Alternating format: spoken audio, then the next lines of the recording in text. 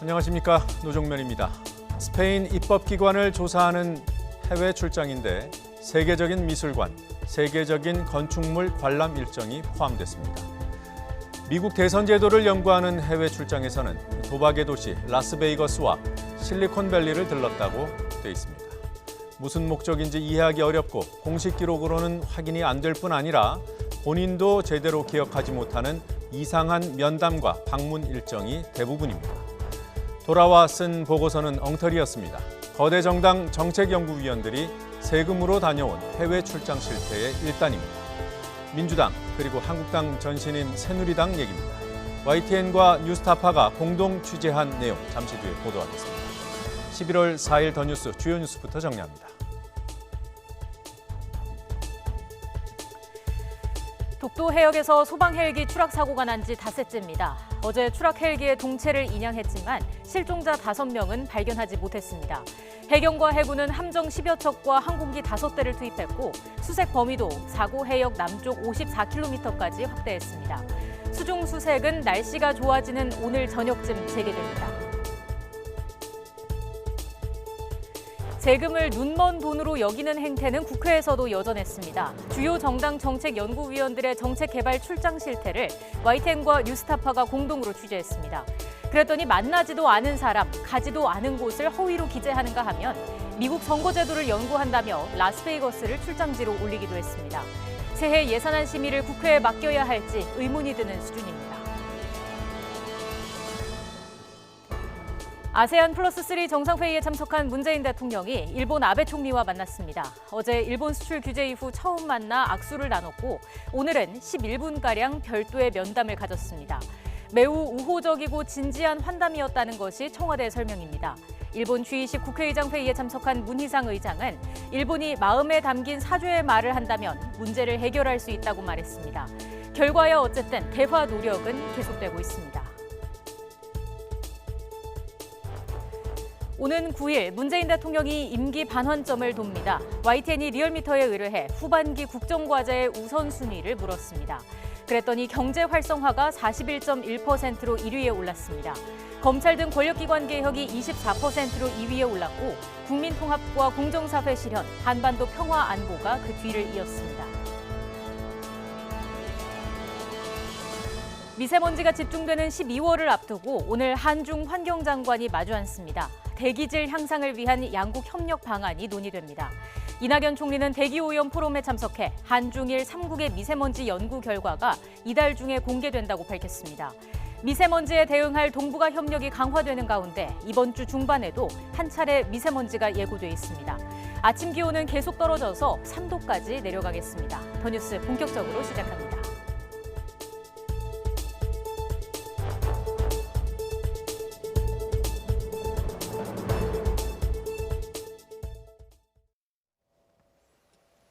독도 인근 소방 헬기 추락 벌써 5째입니다. 생사가 확인되지 않은 실종자는 아직 5명이라고 합니다.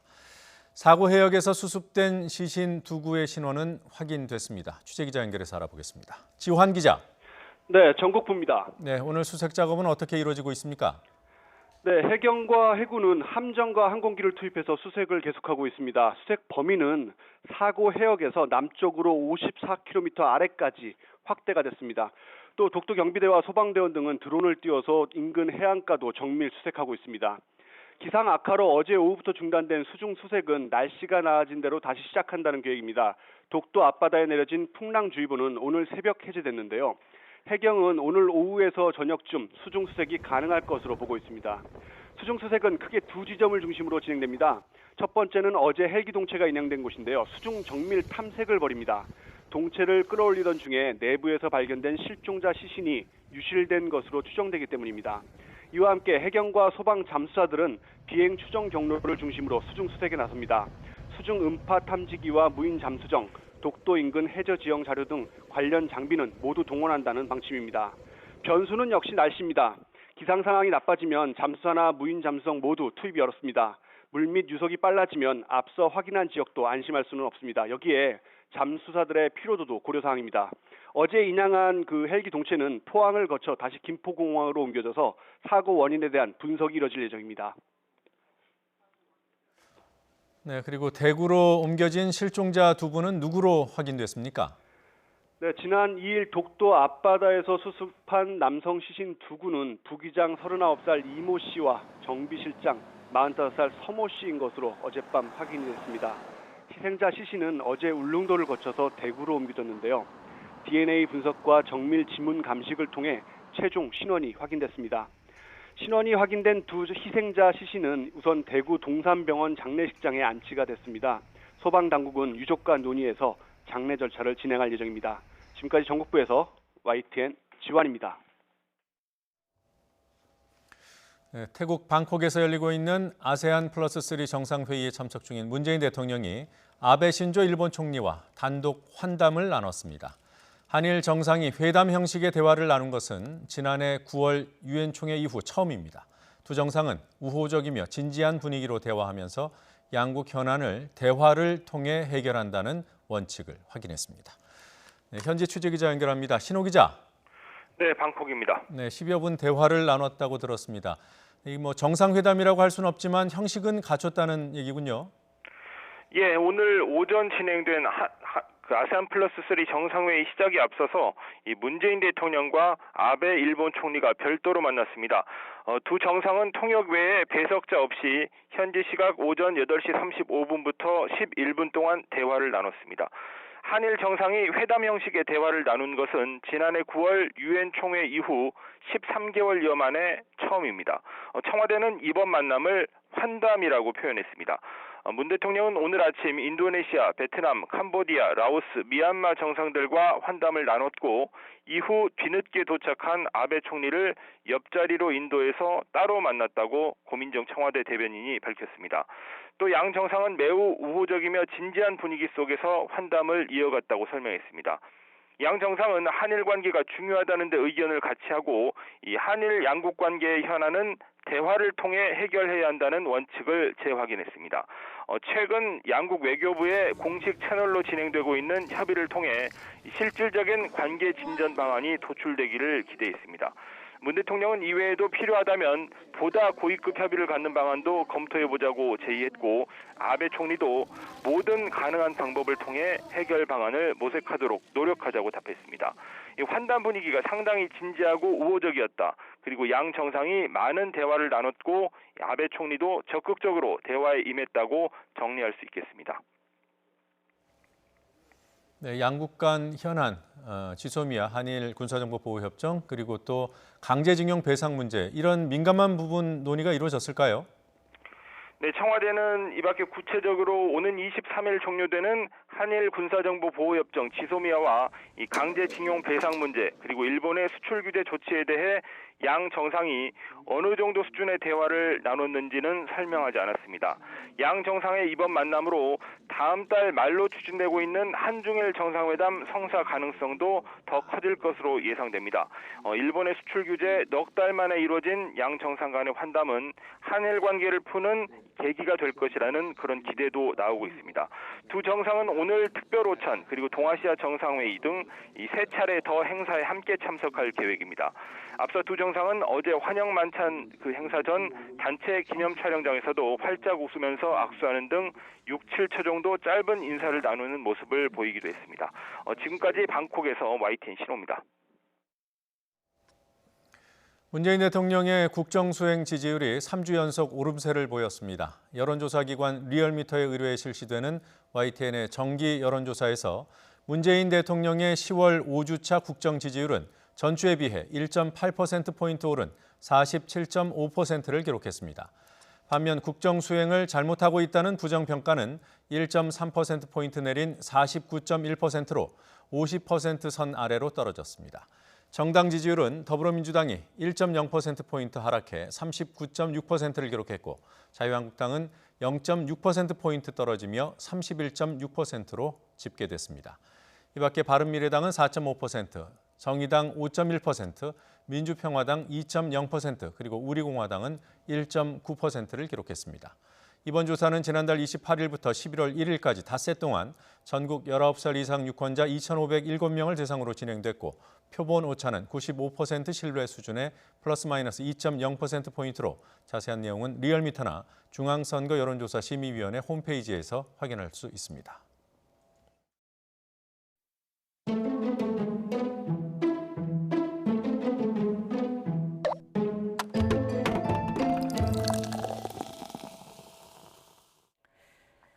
오는 9일 문재인 대통령이 임기 반환점을 돕니다. 이를 앞둔 시점 문재인 정부의 남은 2년 반 최우선 국정과제는 무엇일지 YTN이 리얼미터에 의뢰해 국민의 생각을 물었습니다. 가장 많은 응답자가 선택한 최우선 과제는 경제였습니다. 10명 중 4명꼴로 경제 활성화를 최우선 국정과제로 꼽았습니다. 검찰을 비롯한 권력기관 개혁에 대해서는 4명 중 1명꼴인 24%가 최우선으로 본다고 답했습니다. 이외에도 국민통합, 공정사회 실현, 한반도 평화와 안보, 양극화 해소 등이 뒤를 이었습니다. 조금 더 세밀하게 여론을 살펴보겠습니다. 민주당을 지지하는 사람들 중에서는 거의 절반이 권력기관 개혁을 최우선 국정과제로 선택했습니다. 반면 한국당 지지층은 경제 활성화로 답변의 59.2%가 집중됐습니다. 특정 과제를 상대 진영의 요구로 평가절하하는 경향은 한국당 지지층에서 두드러졌습니다. 권력기관 개혁을 선택한 응답이 0.3%에 불과했습니다. 정치 성향별로 나눠보더라도 경제에 집중, 개혁은 후순위라는 인식이 보수층에서 강하게 나타났습니다. 진보층에서는 경제와 개혁 선택 비율이 25대 48이었던 반면 보수층에서는 50대 8로 경제가 월등히 높았습니다. 보수층만큼은 아니었지만 중도층 역시 46대 19로 경제 활성화가 문재인 정부 후반기의 최우선 국정과제가 돼야 한다는 인식이 권력기관 개혁보다 훨씬 강했습니다.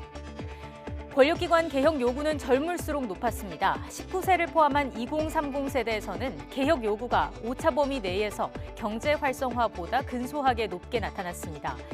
40, 50대에서는 45대 27, 대략 6대 4 정도로 경제 활성화가 개혁보다 높았고 60세 이상에서는 5대 1 비율로 경제 쪽이 월등했습니다.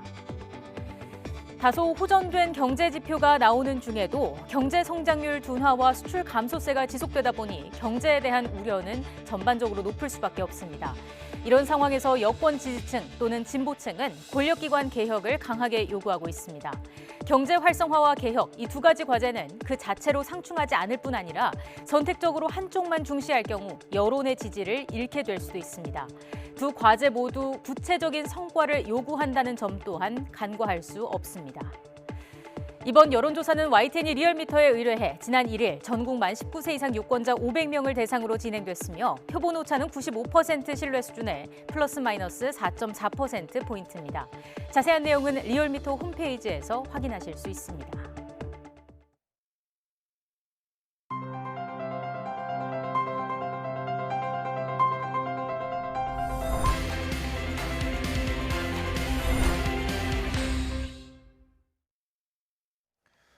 이른바 공관병 갑질 논란으로 자유한국당 영입이 보류됐던 박찬주 전 육군대장이 오늘 기자회견을 열고 총선 출마 입장을 밝혔습니다. 하지만 감은 공관병이 있다는 것이라거나 갑질 의혹을 제기한 시민단체 대표를 향해 삼청교육대에서 훈련 한번 받아야 한다는 말까지 내뱉어 논란이 더 커지는 분위기입니다. 국회 취재기자 연결돼 있습니다. 나연수 기자. 네, 국회입니다. 네, 오늘 기자회견 두고 총선 출마 선언이다, 한국당 재영입을 위한 수순이다, 여러 평가가 있었지만 엉뚱하게도 삼청교육대 논란이 불거졌습니다. 구체적으로 어떤 말을 한 겁니까? 네, 전체적인 주장은 정부의 실정을 두고 볼 수 없다. 내가 나서야겠다. 갑질 논란이 결격 사유라면 나는 갑질을 한 적이 없다 정도로 정리해 볼 수 있겠습니다. 미리 배포한 기자회견문에 없었던 돌발 발언들이 많이 나왔는데요. 특히 자신에게 갑질 의혹을 제기한 임태훈 군인권센터 소장을 향해서는 삼청교육대에 보내 훈련 한번 받게 해야 하지 않나 생각한다고 말했습니다.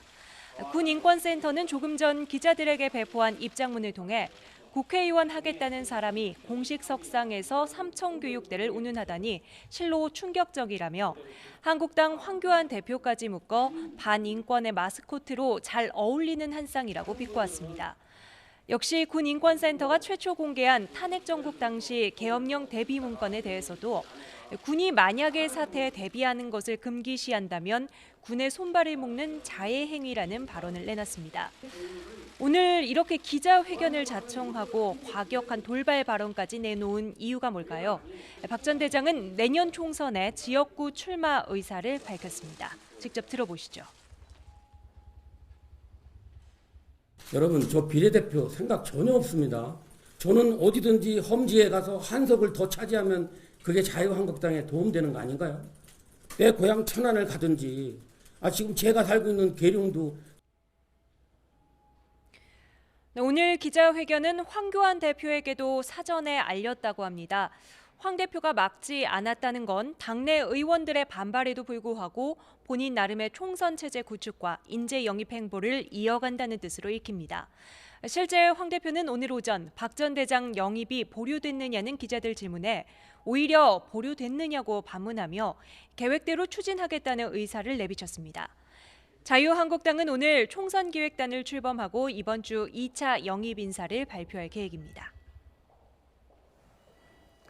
그럼 박찬주 전 대장 이름이 한국당 2차 영입 명단에 오를지 지켜봐야 될 것 같습니다.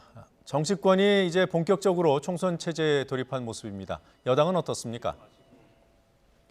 네, 여당인 더불어민주당도 오늘 총선 기획단을 출범했습니다. 총선 기획단은 총 15명으로 단장은 윤호중 사무처장이 맡았고 양정철 민주연구원장, 윤관석 정책위 수석 부의장 등 중요 당직자와 함께 여성위원 5명, 청년위원 4명이 중복 포함됐습니다.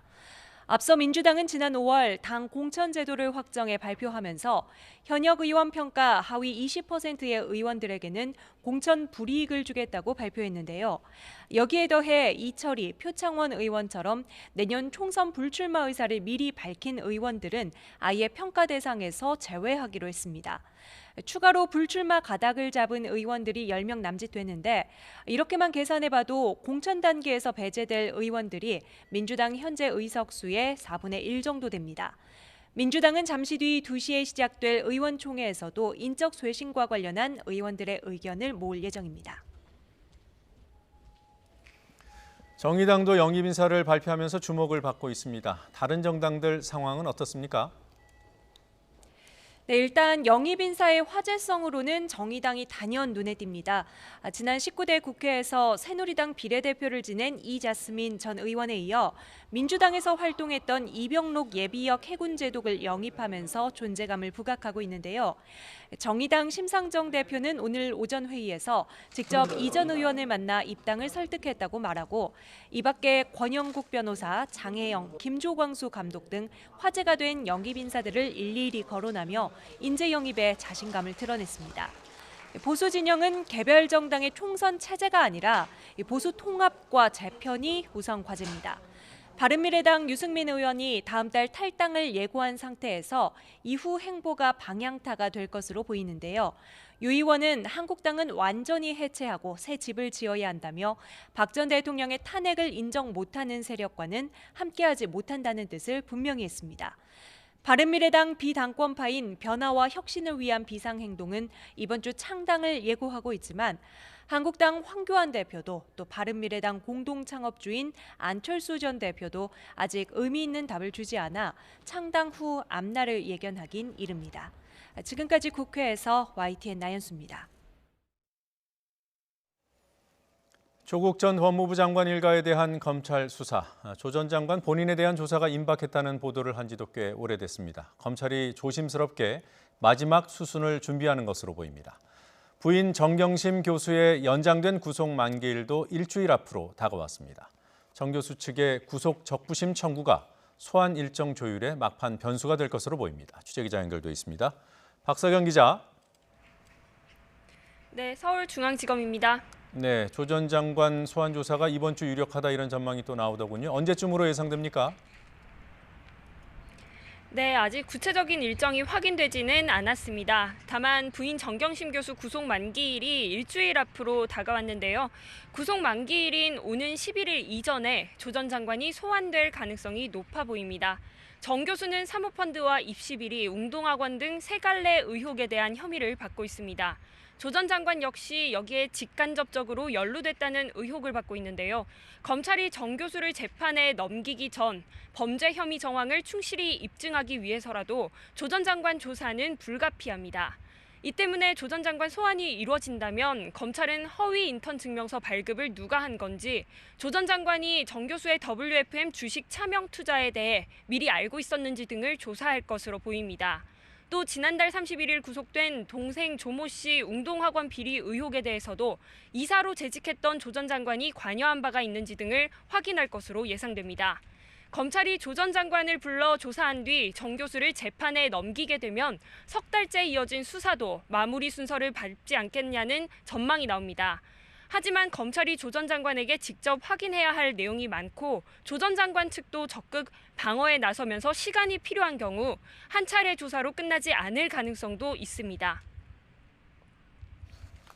네, 부인인 정경심 교수는 구속 뒤에 건강 문제를 계속 호소하고 있는 것으로 알고 있습니다. 구속 적부심 청구 가능성은 어느 정도나 되나요? 네, 검찰은 지금까지 정경심 교수 구속 이후 구치소에서 모두 4차례 불러 조사했습니다. 정 교수는 여전히 모든 혐의를 부인하는 것으로 전해졌는데요. 여기다 정 씨는 건강 문제를 이유로 조사를 거부하기도 했습니다. 정 교수 측 변호인단 역시 건강 악화를 이유로 구속적부심 청구 여부를 고민하고 있습니다. 만약 정 교수 측이 구속적부심을 청구하고 법원이 이를 받아들여 석방된다면 막바지 수사 일정은 예상보다 늦어질 수 있습니다. 법원이 받아들이지 않더라도 심사를 위해 수사 기록을 넘겨받았다가 검찰로 반환할 때까지의 기간은 구속기간에서 제외됩니다. 따라서 정 교수의 구속적부심 청구 여부가 조 전 장관 조사 시기의 변수로 작용할 것으로 보입니다. 다만 구속적부심이 받아들여지지 않을 경우 여론 등이 정 교수에 불리해질 수도 있기 때문에 변호인단은 신중하게 고민하는 것으로 전해졌습니다. 지금까지 서울중앙지검에서 YTN 박서경입니다. 조국 전 법무부 장관이 청와대 민정수석일 당시 유재수 전 부산시 경제부시장에 대한 감찰을 중단시켰다는 의혹과 관련해 검찰이 유 전 부시장이 국장으로 재직했던 금융위원회를 압수수색하고 있습니다. 서울 동부지방검찰청은 오늘 오전 서울 종로구 정부 서울청사 내 금융위원회 검사와 수사관을 보내 유 전 시장의 금융위 근무 당시 업무 관련 자료를 확보하고 있습니다. 유 전 부시장은 금융위원회 금융정책국장으로 재직하던 지난 2017년 업체 관계자들로부터 차량 등 각종 편의와 자녀 유학비 등을 받아 챙긴 의혹을 받고 있습니다. 이 문제로 청와대 민정수석실 특별감찰반이 감찰에 나섰지만 유 전 부시장은 별다른 징계를 받지 않았고 더불어민주당 전문위원을 거쳐 부산시 부시장이 됐다가 최근 사직했습니다. 허위 성분 파문으로 허가가 취소된 골관절염 유전자 치료제 인보사 의혹과 관련해 코오롱 생명과학 담당 임원 2명의 구속 여부가 이르면 오늘 결정됩니다. 서울중앙지방법원은 오늘 오전 10시 반부터 위계 공무집행 방해 등의 혐의를 받는 코오롱 생명과학 임원 김모 씨와 조모 씨에 대한 구속영장 심사를 진행하고 있습니다. 이들은 인보사 허가를 받는 과정에서 주성분 자료가 허위인 사실을 알고도 식품의약품안전처에 자료를 제출해 공무집행을 방해한 혐의를 받고 있습니다. 이번 주에는 기온이 계속 떨어지겠고 절기 입동인 금요일에는 반짝 추위가 찾아올 것으로 보입니다. 미세먼지는 주춤하겠지만 목요일쯤에 농도가 짙어질 가능성은 있다고 합니다. 취재기자 연결해서 추위 그리고 미세먼지 전망 알아보겠습니다. 정혜윤 기자. 네, 정혜윤입니다. 네, 벌써 절기 입동이 가까워왔습니다. 이번 주 기온은 얼마나 더 떨어집니까? 네, 보통 계절이 겨울로 접어든다는 절기 입동을 전후로 해서 기온이 크게 요동칩니다. 올해도 마찬가지가 될 것으로 보이는데요. 이번 주 금요일이 절기 입동입니다. 오늘부터 기온이 계속 하강 곡선을 그릴 것으로 보이고 지난주와 달리 낮 기온 20도 아래로 떨어집니다. 주 후반에는 15도 안팎까지 내려갈 것으로 예상됩니다. 특히 입동인 금요일에는 서울 아침 기온이 3도, 낮 기온은 14도로 입동 추위가 찾아오겠습니다. 다행히 미세먼지는 지난주만큼 심하지는 않겠습니다. 수요일까지는 황사나 스모그 유입이 없어 대기질이 보통 수준을 유지하겠는데요. 다만 목요일쯤 서쪽 지방을 중심으로 미세먼지 농도가 일시적으로 치솟을 가능성이 있습니다. 하지만 바로 다음 날 입동 추위에 바람이 강하게 불면서 대기질은 바로 개선될 것으로 예상됩니다. 지금까지 YTN 정혜윤입니다. 이낙연 국무총리는 미세먼지 이동에 관한 한중일 3국의 공동 연구 결과가 이달 중에 공개되며 이를 계기로 한중일 협력이 더욱 확대 강화되기를 바란다고 말했습니다. 이 총리는 오늘 서울 롯데호텔에서 열린 대기오염 기후변화 대응 국제포럼 개회식에서 축사를 통해 이같이 밝혔습니다. 이 총리는 우리 정부의 미세먼지 저감 노력을 소개한 뒤 대기의 흐름에 국경이 없다면 그 대응도 국경을 넘어야 하는 것은 당연하다고 강조했습니다.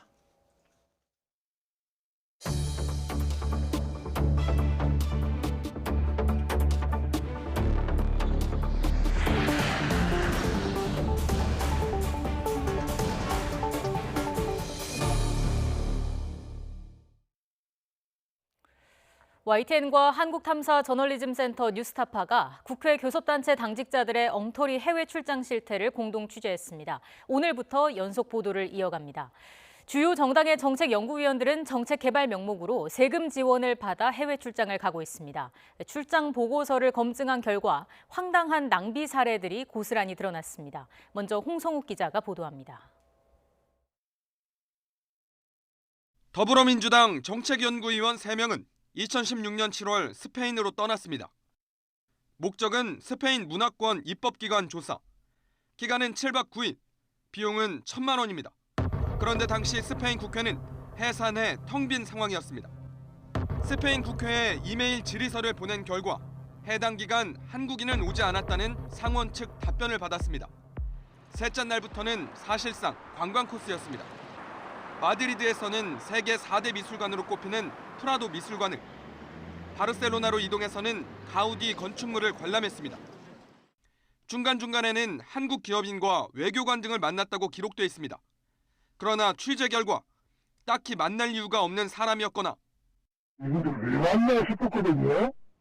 이런 얘기 하려고 만나, 아주 사소한, 아주 별로 중요하지 않는 그런 얘기는 한 것 같았어요. 만나지도 않은 사람을 만났다고 적어놨습니다. 면담하신 걸로 적어놓으셨더라고요. 기억이 좀 없는데 그거.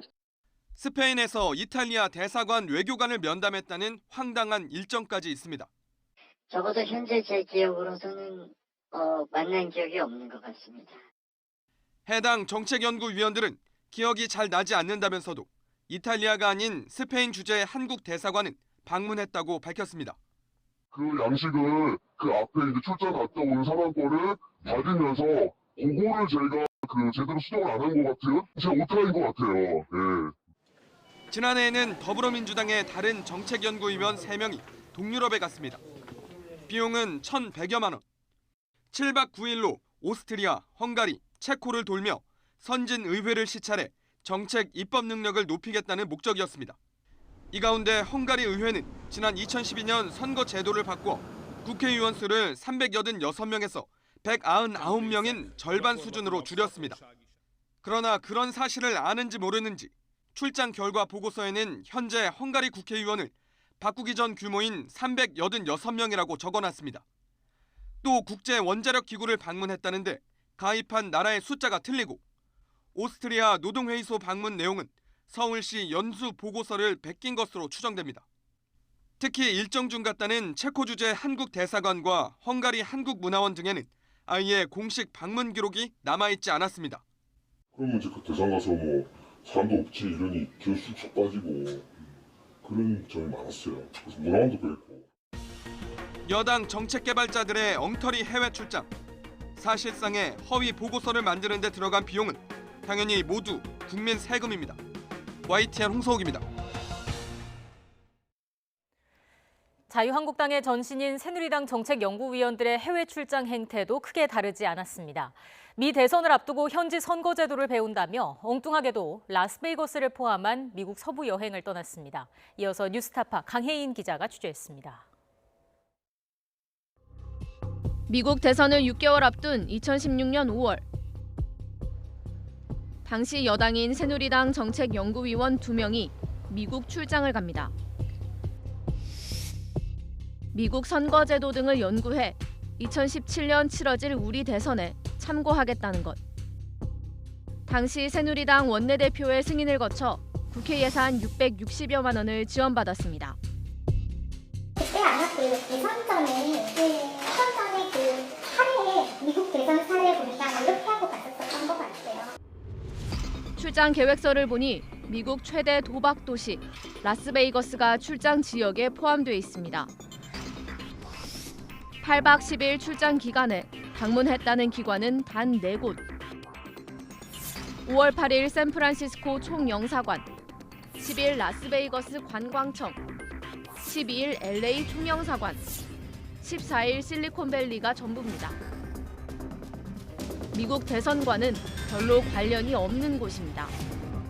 라스베이거스 관광청에는 왜 가신 거예요? 관광청이랑 뭔가 공식 기관을 한번 가보자 라고 해서 갔었던 것 같아요. 선거와는 전혀 무관해 보이는 기관이어서. 어쨌든 미국 지역이잖아요. 지역이니까 그 지역 중에 한 곳을 들렸었던 것 같네요. 그때도.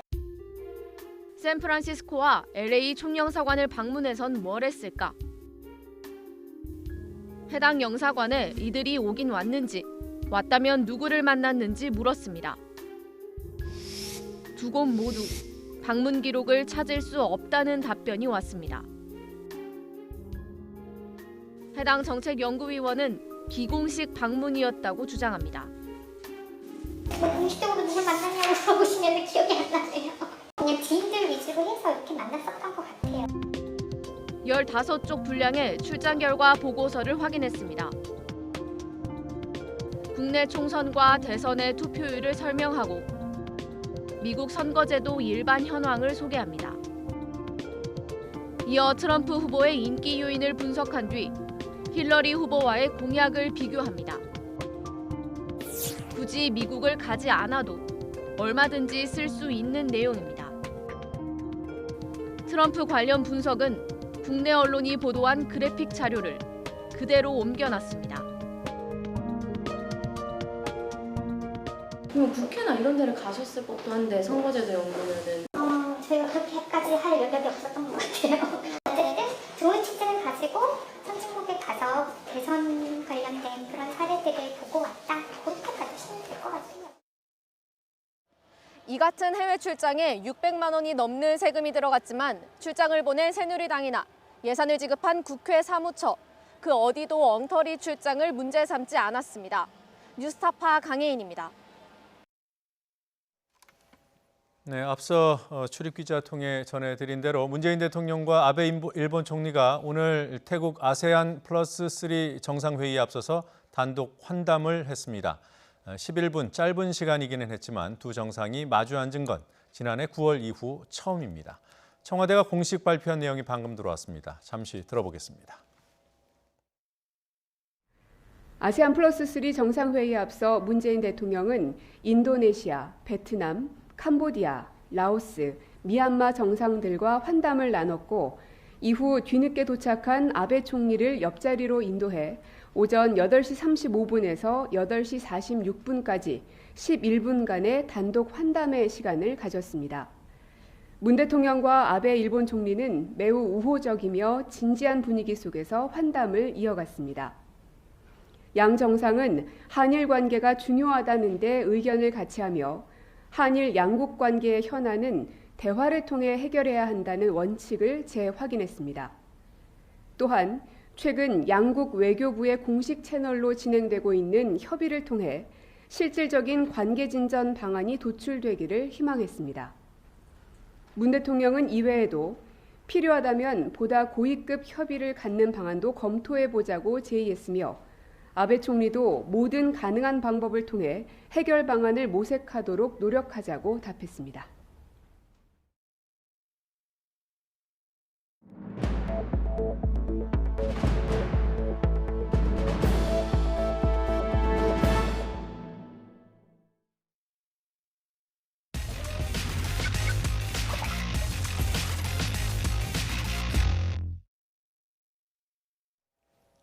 내년 4월 21대 총선을 향한 정치권의 발걸음이 바빠지고 있습니다.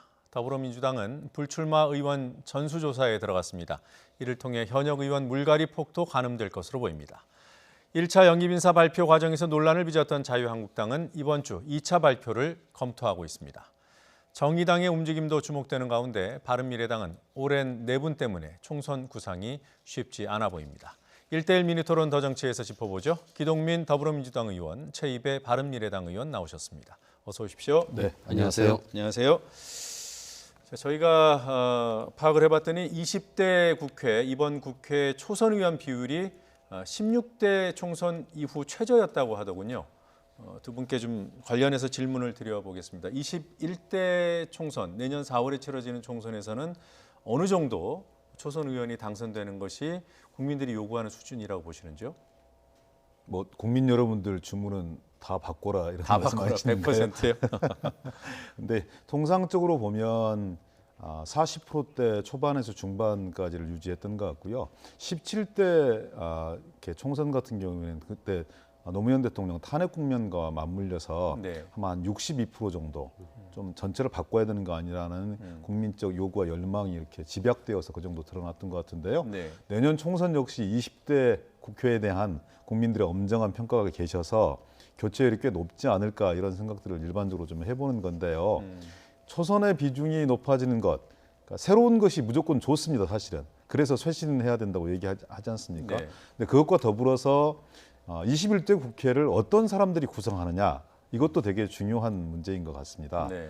지금까지는 좀 30대 의원들 법적으로 따져보면 한 명도 없거든요. 그러니까 노르웨이, 핀란드, 스웨덴 등 정치 선진국을 보면 적어도 한 10%에서 13% 정도까지는 되어서 청년들의 대표성들을 확보할 수가 있는데 네. 우리 같은 경우는 엄밀한 의미의 청년은 없습니다. 그러니까 지역구 당선자가 없다는 얘기죠? 비례대표까지 포함해서도 30대는 지금 거의 없는 걸로, 30대 이하로는 한 명도 없는 걸로 3명이 있지 않나요? 30대 이하로는 없습니다. 신보라 의원 20대가 없는 거고 20대가 없는 거고요. 그러니까 네. 30대에서 40대까지는 몇 명이 있지만 그것도 있다고 치부하기는 대단히 좀 어렵다는 의미에서 강조해서 말씀을 드리는 거고요.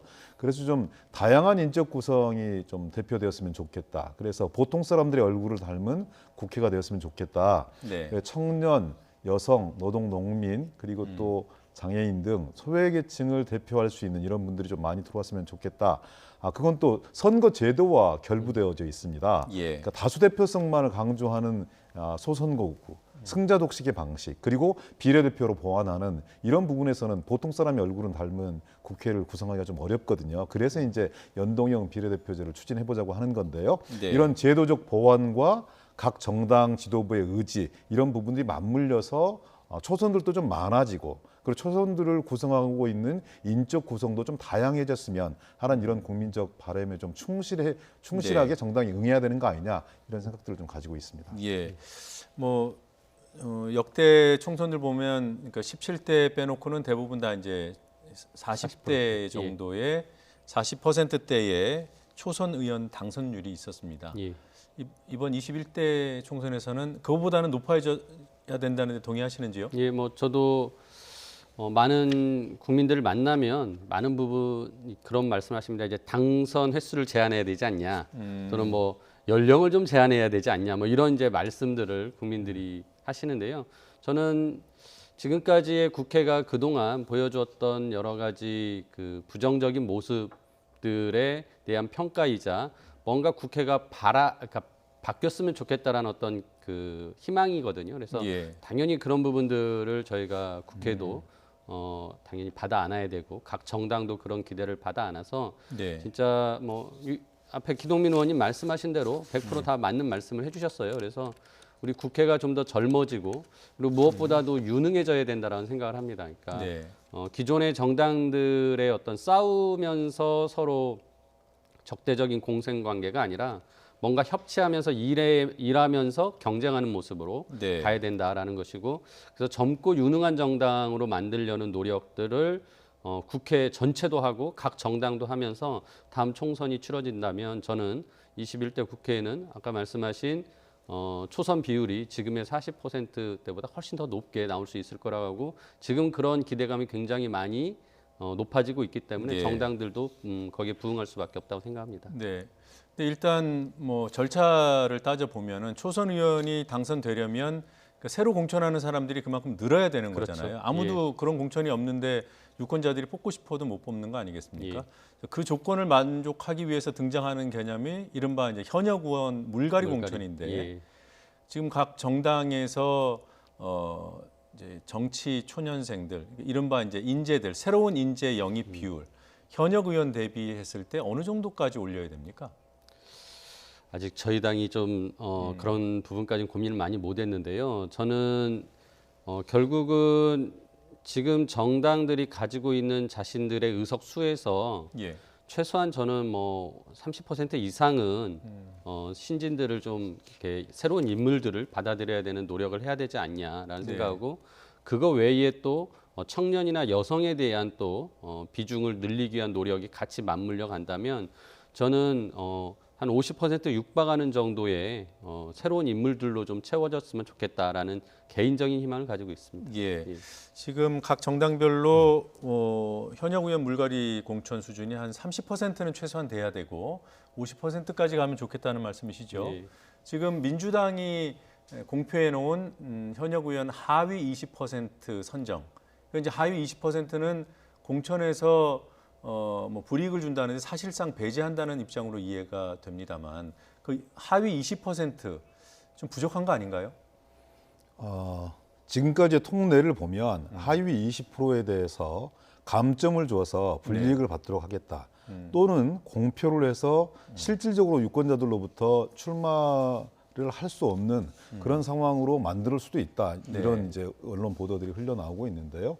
통상적으로 보면 한 50% 정도 갈립니다. 통상 그렇게 바뀐다고요? 자연스러운 이 과정들을 보면 거기에 이제 우리 당 뭐 이철희 의원이나 표창원 의원 대중적인 지명도를 많이 쌓고 훌륭한 의정 활동을 해오신 분들이 먼저 이제 그만두었는데요. 이런 분들을 포함한 총선 불출마자들이 상당한 수에 이르고 있고요. 다선 의원님뿐만이 아니라 뭐 재선 의원 혹은 또 초선 의원들 중에서도 의지를 갖고 계신 분들이 계십니다. 다만 이것이 반정치 프레임에 갇히면 안 되겠다. 좀 더 정치권의 넓은 문호를 개방하는 이런 시그널로 작용했으면 좋겠다는 그런 의지를 갖고 여러 가지 시기질을 저울질하고 계신 걸로 저는 알고 있는데요. 그런 자연스러운 움직임 플러스 또 당 지도부에서는 이 20% 하위 이 숫자를 골라내는 데 있어서 이런 총선 불출마자들은 제외하고 하신다는 말씀이신 거잖아요. 그러니까 우리 당 의원들 한 130명을 잡고 총선 불출마자들을 한 15명 전후로 본다면 적어도 한 25명 이상은 하위 20%에 묻겠다 이런 계산법으로 보면 여기서만 하더라도 한 40, 50명 정도의 숫자가 나오거든요. 거기에 또 국민들의 어떤 그 박고 열풍 그리고 20대 국회보다는 좀 더 나은 21대 국회를 선호하는 유권자들의 소망 이런 부분을 구분해 봤을 때 저는 일률적으로 몇 프로다 이렇게 얘기할 수는 없는 것이겠지만 박고 열풍은 더욱더 가속화될 수밖에 없는 거 아니겠느냐. 그리고 모두에도 말씀드렸지만 이 박보 열풍의 저는 내용이 대단히 중요하다고 생각합니다. 연령 역시 우리나라 평균 나이가 42세인데 정치권의 평균 나이는 55세거든요. 당선됐을 때고 지금 보면 50대 후반이더군요. 지금은 더 늘었겠죠. 그래서 이제 저는 그런 자연스럽게 청년들과 여성들 그리고 소수자를 대표할 수 있고 소외된 계층을 대표할 수 있는 이런 다양한 직역의 군들이 같이 들어와서 보통 사람들의 대표가 실제 보통 국회의 대표를 하는 이런 자연스러운 메커니즘까지 도입이 되어진다면 저는 그런 내용들까지 같이 형식과 내용이 일치해야 좀 더 나은 국회의 모습들로 국민들 앞에 소구할 수 있는 거 아니냐 이렇게 생각하고 있습니다. 자, 제 질문으로 돌아가서 제가 잠깐만 정리하면 민주당의 그 현역 의원 하위 20% 선정은 불출마자들은 배제하고 선정하는 것이기 때문에 실질적인 물갈이는 불출마자들 플러스 하위 20%가 된다는 거죠. 그러면은 20%보다 높은 훨씬 더 넓은 그리고 높은 그거는 이제 프로세스입니다. 최저 기준이라고 보시는 네, 그렇습니다. 이런 제도가 다른 당에도 있나요? 한국 당에도 있나요? 뭐 다른 당을 논평할 수 있는 처지는 아닌데요. 선거 때마다 항상 모든 정당들이 일정한 부분 내에서 물갈이라는 표현이 좀 이렇게 과도하는 지적이 있어서 인적 쇄신을 위한 다양한 통제 장치를 보여왔고요. 네. 실제 그 인적 쇄신을 제대로 이루어지 못한 정당에 대해서 과거에 발목 잡혀 있는 정당에 대해서 냉철한 국민들의 심판이 있었기 때문에 네. 모든 정당들이 이제 신용을 내는 수준을 넘어서야 된다고 생각합니다. 네. 21대 국회는 저는 그런 진정 어린 모습을 국민들이 주목할 거라고 생각하고 있습니다. 알겠습니다. 이렇게 교체할 수, 인적 쇄신할 수 있는 룸이, 그러니까 공간이 확보가 되면 거기는 이제 새로운 인물이 채워야 되는 거잖아요. 예. 조금 전에 기 의원도 말씀하셨고 동의한다고 하신 부분이 보통 사람을 대표할 수 있는 그런 사람들, 소외된 사람들도 들어갈 예. 수 있는 국회. 그런 의미에서 볼 때 최근 정의당의 영입 인사들 예. 몇몇이 언론의 주목을 받고 있습니다. 그렇죠. 예. 다 아실 텐데요, 내용을 어떻게 평가하십니까? 저는 이제 약간 아쉬운 게 우리가 그 새로운 사람들로 하여튼 외부에서 인재를 영입한다라고 이제 하는데요. 예. 아직 한국 정치가 좀 성숙도가 낮다라는 어떤 요인 중에 하나입니다. 즉 정당이 사람을 키워서 내부에서 인재를 육성하고 그 인재가 결국 뭐 국회의원을 하던 시의원은 구의원 하던 이런 식으로 이제 자체적으로 인재를 조달을 할 수 있어야 되는데 네. 문제는 우리나라 정당이 그런 능력이 안 갖춰져서 결국 항상 이렇게 외부에서 영입하는 방식으로 네. 충원을 하게 되는 부분이 좀 아쉬운 부분이고요. 뭐 그건 지금 현재 모든 정당의 정치 현실이기 때문에 뭐 일단은 수용하고 갈 수밖에 없다고 생각을 하고요. 그렇다면 이번에 이제 정의당 말씀하신 것처럼 저는 굉장히 좋은 인재들을 잘 영입을 하셨다고 평가합니다. 특히나 네. 이제 이자스민 전 의원이나 또 장혜영 감독 같은 부분은 자신이 이제 당사자로서의 어떤 그 소외계층의 문제를 얘기하시는 분들이거든요. 특히 네. 장혜영 감독 같은 경우는 본인이 동생이 이제 장애를 가지고 있는데 시설에서 데리고 나와서 본인이 키우면서 다큐멘터리를 찍고 그걸 이제 사람들한테 널리 알리게 되면서 네. 결국 장애인 인권 문제에서 지금 가장 전문성과 감수성을 가지고 얘기하시는 분이거든요. 그래서 정의당에 참 걸맞는 분을 잘 인재 영입을 했다라는 평가를 합니다. 그래서 네. 각 당이 자신들의 색깔에 맞는 그런 인재들을 찾으려는 노력은 뭐 당연히 열심히 할 것이고 그리고 네. 그런 좋은 인재들이 진짜 국회로 들어와서 그런 전문성을 가지고 또 일할 수 있는 공간을 열어줄 수 있도록 이제 또 국민들이 잘 선택을 해주셨으면 좋겠습니다. 예, 지금 말씀하신 이자스민 전 국회의원 그리고 장혜영 감독 외에도 보면은 이재록 예비역 해군준장이 눈에 띄던데요. 민주당 활동을 하셨던 분이잖아요. 네. 민주당 입장에서는 어떻게 보십니까? 빼앗긴 겁니까? 가치와 철학이 똑같지는 않겠지만 비슷하다고 공유할 수 있다면 인적 풀을 교환하는 건 뭐 바람직한 자연스러운 일이라고 보여지는데요. 저는 최이배 의원님 지적에 전적으로 좀 공감을 하는 것은 좀 정의당스러웠으면 훨씬 더 좋았겠다 이런 생각들을 합니다. 그러니까 이제 이걸로 영입이 멈추지는 않겠죠. 네. 좀 이렇게 어찌 보면 명망가들 중심일 수 있고 그 부문 대표성을 분명하게 가지고 있지만 명망가들 중심인 것 같고. 근데 정의당은 또 이렇게 정책 정당이고 당원 중심의 정당인 거잖아요. 네. 그리고 실제 기층에서 지역에서 활동하고 있는 많은 분들이 계시는데 그런 분들도 적절하게 좀 이후의 공천 과정 속에서 배합 배치될 거라는 그런 기대를 가지고 있는 거고요. 네. 기성 정당들도 좀 맹성해야 된다고 저는 생각합니다. 물론 이제 그 부문의 대표성들을 어떻게 찾을 것인가에 대한 방법적 측면, 접근에서의 측면은 좀 다를 수 있다고 저는 생각합니다. 네. 이자스민 의원 훌륭하신 분이죠. 그렇지만 그곳에서 함께 그늘진 곳에서 희생하고 헌신하신 분들 많이 있을 거라고 생각하고요. 그런 분들을 발굴하는 건 역시 기성정당들이 해야 될 중요한 작업이라고 생각하고 있고요. 네. 한 면에서의 긍정적인 측면과 훨씬 더 이 대중정치 측면에서 그리고 정당정치 측면에서 훨씬 더 보강되었으면 하는 바람들이 같이 있습니다. 예, 그런 차원에서 보면 뭐 한국당은 1차 영입 인사 발표를 했고 곧 또 한다고 하는데 민주당은 언제쯤 합니까? 민주당은 오늘 비로소 총선 기획단이 발표가 되었습니다. 네. 총선 기획단의 면면을 저는 주목해서 봤는데요. 이해찬 대표가 이전에 대국민 사과 이렇게 진행하시면서 총선 기획단부터 여성과 청년의 비율이 좀 이렇게 충만해서 여성과 청년 그리고 소외된 그리고 또 젊은 사람들을 배려할 수 있는 이런 정당의 모습이 될 수 있도록 노력하겠다 이렇게 말씀 주셨어요. 네. 오늘 15명 중에 5분이 여성이셨고요. 프로테이지로 보니까 33%더라고요.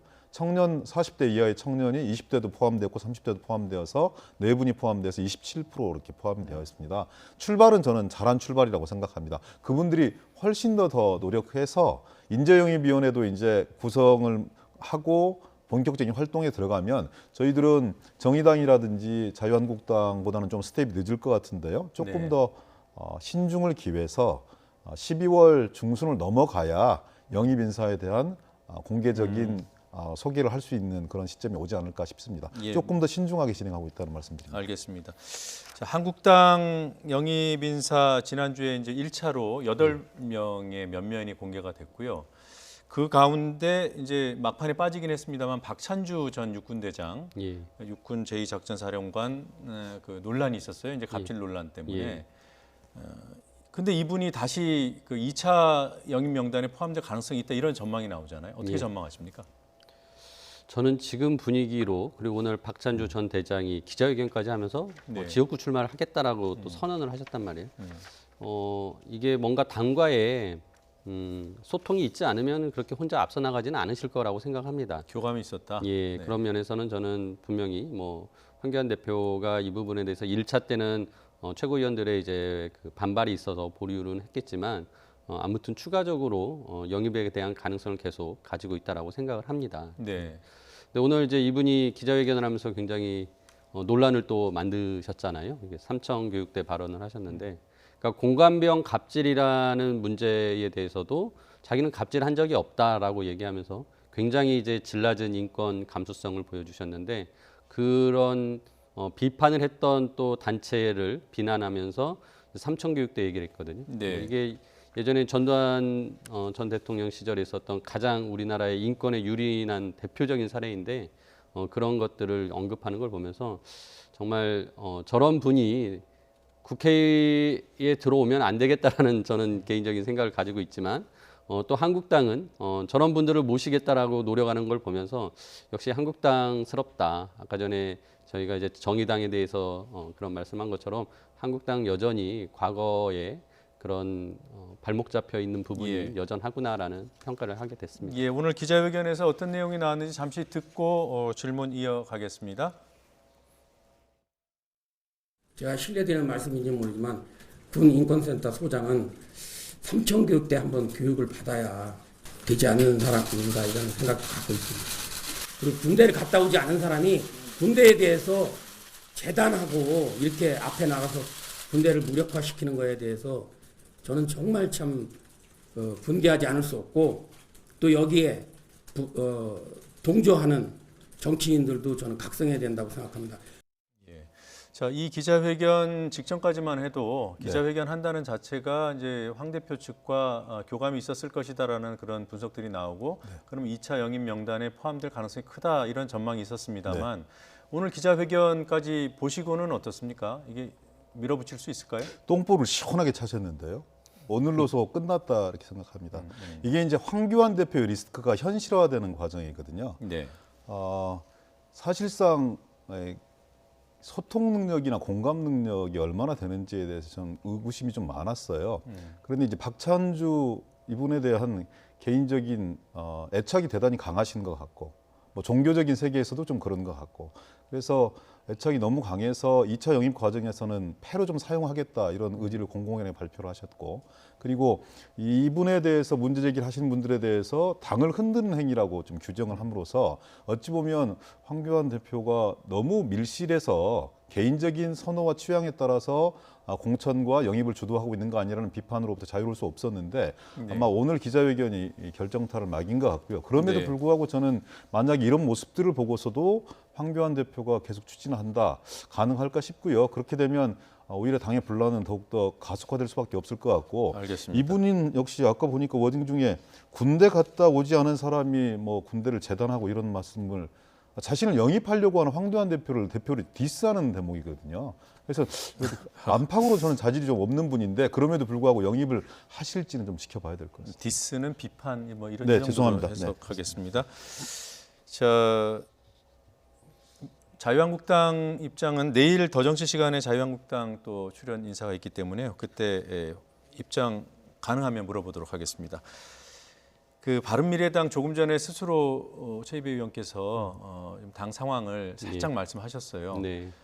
지금 교섭단체 제3당인데 언제쯤 그 총선 체제 정비에 들어갈 수 있을까요? 일단 뭐 저희 당에 이제 변혁이라는 모임을 하시는 분들이 지금 탈당을 기정사실하고 있습니다. 특히 네. 이제 거기에 대표를 맡고 있는 유승민 전 대표가 4월달에 자기는 탈당을 결심했다. 그리고 9월달에 어떤 이제 행사에 가서 자신은 바른정당과 국민의당이 통합한 것에 대해서 실패했다라고 선언을 네. 했고 10월달에 들어와서는 이제 신당을 추진하겠다라고 하면서 지금 예. 그런 작업을 하고 있습니다. 그래서 거의 뭐 탈당을 기정사실하고 있기 때문에 뭐 그분들의 그 탈당을 기다리고 저희가 마냥 있을 수는 없기 때문에 그 상황에서 저희는 또 남은 분들이 네. 나름대로의 또 총선 전략을 짜고 기획을 해 나가고 있습니다. 그래서 조만간 이제 총선 기획단을 저희도 출범을 할 계획이고요.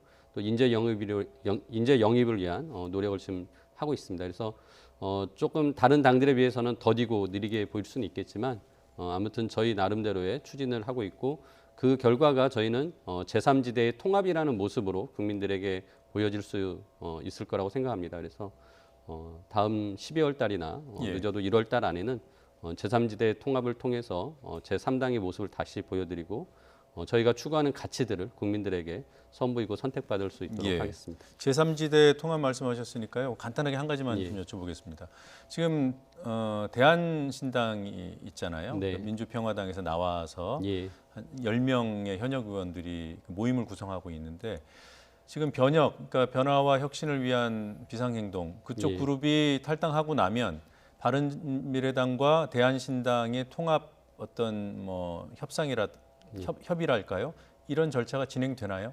당연히 뭐 진행이 될 거고요. 앞서 말씀드린 대로 저희가 이제 그 제3지대라는 것이 굉장히 큰 좀 대통합을 추진하는 것이고 과거에 국민의당으로 같이 시작했던 분들뿐만 아니라 저희가 추구하는 가치에 같이 할 수 있는 중도 개혁의 가치에 같이 하실 수 있는 분들을 최대한 많이 저희가 예. 같이 하려고 아까 말씀드린 인재 영입이나 이런 것도 지금 진행을 하고 있습니다. 네, 오늘 토론 시간 한 이제 5분 정도 남았는데 공수처법 등의 검찰 개혁 법안 그리고 또 선거법 개정안 지금 협상이 어떻게 진행되고 있는지 두 분께 좀 여쭤보겠습니다. 먼저 한국당이 공수처 대안으로 반부패 수사청이라는 개념을 제시를 해놓은 것으로 알고 있습니다. 네. 민주당 입장에서 이게 협의 가능성이 있다고 보시나요? 공수처 플러스 알파로 반부패 수사청을 논의한다면 가능합니다. 근데 지금 제시되어 있는 그 개념은 플러스 알파는 아니지 않습니까? 공수처를 하지 않겠다는 거죠. 그러니까 검찰 개혁의 핵심 요체가 기소독점주의를 좀 타파하는 거잖아요. 근데 이제 기소권과 수사권을 좀 나누자는 논리로 네. 경찰에게 권한들을 좀 집중시켜서 수사할 수 있는 특별한 어떤 부서를 만드는 것들이 필요하다 이렇게 말씀을 주시는 건데 도저히 대체할 수 없는 그런 부분들인 거고요. 기소권과 수사권이 완벽하게 분리되어 있지도 않고 지금 검경 수사권 조정에도 보면 예. 수사권 같은 경우는 5대 중요한 범죄 행위에 대해서는 수사할 수 있는 가능성을 활짝 열어놓은 것이어서 예. 실제적으로 뭐를 개혁하는지 모르겠다는 비판이 쏟아지고 있는 마당에 반부패 수사청 정도를 가지고 공수처를 대체할 수 있다? 저희들은 전혀 동의할 수 없는 상황입니다. 이 부분은 이제 반부패 수사청은 한국당에서 제시한 아니지만 네. 오신환 바른미래당 원내대표는 대안이라는 표현을 썼어요. 그러니까 예. 협의해 볼 수 있는 대안이다. 뭐 이런 예. 입장 같은데 이게 바른미래당 입장인가요? 두 가지입니다. 지금 쟁점 사항이요. 정치 권력, 즉 이제 정부로부터 대통령으로부터 독립된 공수처장, 공수차장, 수사검사들로 구성이 되어야 된다라는 예. 부분이죠. 그래서 이제 그 부분은 지금 상당 부분 논의가 진척이 된 것으로 저는 알고 있습니다. 두 번째 쟁점이 이제 공수처가 수사권과 기소권을 모두 갖는 것에 대한 부분을 어떻게 판단할 것이냐에 관한 사안인데요. 지금 한국당이 제시한 것 자체가 이름이 수사청입니다. 그러니까 딱 수사만 하자는 거죠. 기소권은 갖지 않게 하자라는 네. 것인데 저 바른미래당의 안은 수사에 집중을 하고 기소권은 처음에 갖지 말자라고 했다가 그나마 기소에 대한 부분을 수사를 한 검사가 직접 행사하기보다는 기소심사위원회를 둬서 행사하게 하면 네. 무리한 수사나 기소가 없을 수 있다라고 생각을 해서 저희가 대안으로 만들어 놓은 게 바른미래당 아닙니다. 권은희 의원 아니죠? 예. 네. 지금 그 부분에 대해서도 한국당과 민주당을 모두 설득하고 있고요. 다행스럽게 이제 이인영 대표께서 민주당 원내대표께서 권은희 안에 있는 기소심의위원회는 고려해 볼 수 있다라는 말씀을 하셨습니다. 그래서 예. 어떻게든지 공수처가 만들어지게 하고 그게 최대한 여야 모두가 합의하는 안으로 만들어질 수 있게 바른미래당이 계속 가운데에서 중재안을 내고 그 중재안이라는 것이 단순하게 찬반의 어떤 가운데 입장이 아니라 보다 합리적인 안을 내도록 지금 조율을 하고 있습니다. 그래서 이제 바른미래당이 공식적으로 추진하는 합리적인 안이라는 것이 이제 권은희 의원 예. 법안으로 그렇게 이해하면 되는 예, 거죠. 예, 맞습니다. 그러니까 기소권을 한국당은 아예 주지 말자는 거고요. 예. 바른미래당은 기소심의위원회라는 국민이 참여하는 기구를 통해서 견제하는 정도면 뭐 된다 예. 이런 입장인 거고요. 민주당은 그 정도는 협의해 볼 수 있다는 것이고요. 한국당이 제안한 수사청은 절대 불가. 그렇게 정리하면 되겠습니까? 원칙대로 좀 했으면 좋겠고요. 물론 이제 바른미래당이 키를 쥐고 있기 때문에 그런 안을 선호한다면 검토해 볼 수 있으나 지금 시점에서 검찰개혁의 요체가 무엇인지, 공수처를 지지하고 있는 국민들의 진정한 본심이 무엇인지를 좀 충실하게 대변할 수 있는 그런 논의였으면 좋겠습니다. 예, 좀 일정이 좀 궁금합니다. 선거법은 이 정치개혁특위에서 의결해서 8월 말에 올렸어요. 예. 그래서 날짜를 따져보니까 11월 27일이면 국회에 본회의에 부의가 됩니다. 예. 네, 뭐 논란이 있었습니다만 공수처 등의 검찰개혁 법안은 12월 3일부터 부의 가능하다는 거 아니겠습니까? 그럼 지금 뭐 며칠 차이가 나는데 선거법 먼저 처리를 하나요? 지금 이제 사개특위에서 제출되었던 안과 정개특위에서 제출되었던 안들이 패키지로 엮일 수밖에 없고요. 네. 거기에 또 예산 문제까지 있습니다. 그래서 국회의장께서 12월 3일 날 부의하겠다 이렇게 말씀을 주시는 건 최대한 한 달 내에 각종 쟁점과 예산에 대해서 패키지 딜을 해라 이런 네. 주문인 거고요. 저는 처리하는 시점 같은 경우는 좀 통일시켜서 하루에 대한 시계열적 배열은 있을 수 있겠지만 네. 선거법을 먼저 5일 날 처리하고 또 며칠 뒤에 공수처법을 처리하고 이렇게 되기는 좀 난망하지 않은가. 전체를 통합해서 처리하는 게 상식이지 않겠는가 싶습니다. 근데 그 부분을 그 얘기를 이제 뭐 국회의장도 얘기를 했다고 하니까 생각을 해보면 이해 안 되는 부분이 한 부분이 있습니다. 네. 공수처법 등의 검찰개혁 법안과 선거법은 기존의 여야 4당, 그러니까 패스트트랙에 합의했던 그 세력들이 합의할 대상으로 보이고요. 근데 예산안은 핵심적으로 뭐 지금도 그럴 것 같은데 한국당과 민주당과 그리고 또 바른미래당, 교섭단 제3당이 결국 막판에 조율하지 않을까 이런 판단이 들거든요. 그러니까 조율할 실질적인 대상이 다른데 이걸 어떻게 통합해서 패키지를 만들 수 있을까요? 공수처 법안, 사개특위 법안 처리하면서 국민들 앞에 언명한 게 있어요. 이 안에 대해서 동의한 집단뿐만이 아니라 자유한국당까지 포함해서 전체를 논의해서 공통의 안을 만들도록 최선의 노력을 다하겠다는 부대 조건 비슷한 것들이 들어가 있습니다. 네. 그래서 저는 그게 상충된다고 생각하지 않고요. 예산안 그리고 또 공수처 법안, 검경 수사권 조정안, 정치개혁 특위안 이런 부분들을 열어놓고 지금 3+3도 운영이 되고 있고요. 3당 교수단체 원내대표들과 실무자들의 회동도 진행이 되고 있고 그리고 국회의장 플러스 5당 대표들 간의 회동도 진행되고 있잖아요. 정치협상회의. 이 두 가지가 맞물려 들어가고 있는 그런 상황이기 때문에 저는 그런 논리적 모순은 발생하지 않을 거다 이렇게 보고 있는 거죠. 현실성을 여쭤봅니다. 네. 좀 이따 답변해 주시고요. 네. 지금 말씀하신 3+3, 그러니까 6인 협의체, 그리고 뭐 국회의장이 주재하는 그 5당과의 협의체는 뭐 꽤 됐고요. 근데 국민들 입장에서 이게 현실성이 없어 보인다는 게 문제 아니겠습니까? 지금 민주당과 그러니까 한국당을 뺀 다른 정치 세력들끼리의 협의체가 곧 가동될까요? 어떻습니까? 저는 최종적으로는 합의안이 만들어지기엔 최선을 노력을 다하지만 안 됐을 경우에 결국은 어떻게 될 것이냐에 대한 질문이라고 이해를 했는데요. 예산안 같은 경우에는 결국은 시간을 끌 수가 없습니다. 어차피 12월 초에 가면은 그 정기국회 정해진 날짜 안에 해야 되는 것이고요.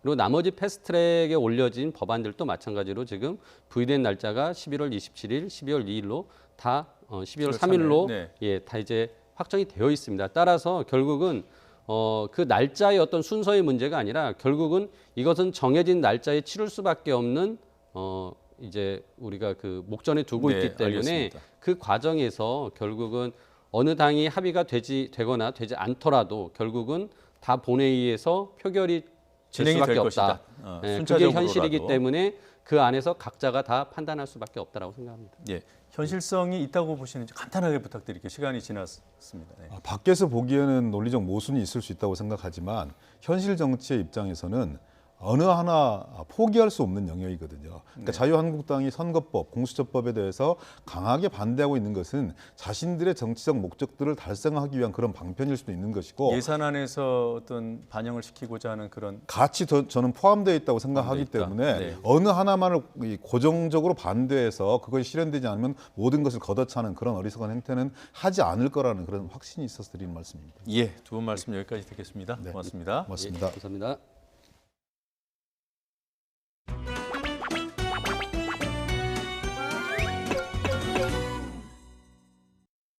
자유한국당에서 이번에 1차 청년인재로 영입한 인물이 자유한국당 소속 최고위원 보좌진의 남편이자 그 최고위원이 활동한 청년단체에서 함께 활동을 했었다고 합니다. 공당의 이러한 청년인재 영입 방식은 많은 청년들에게 박탈감을 주고 있습니다. 공정성을 구현하겠다며 의욕적으로 출범시킨 저스티스 리그와는 전혀 맞지 않습니다. 공당의 이러한 청년인재 영입 방식은 저스티스 리그와는 전혀 맞지 않습니다. 최근에 우리 당을 위한 많은 질책과 고언들이 있었습니다.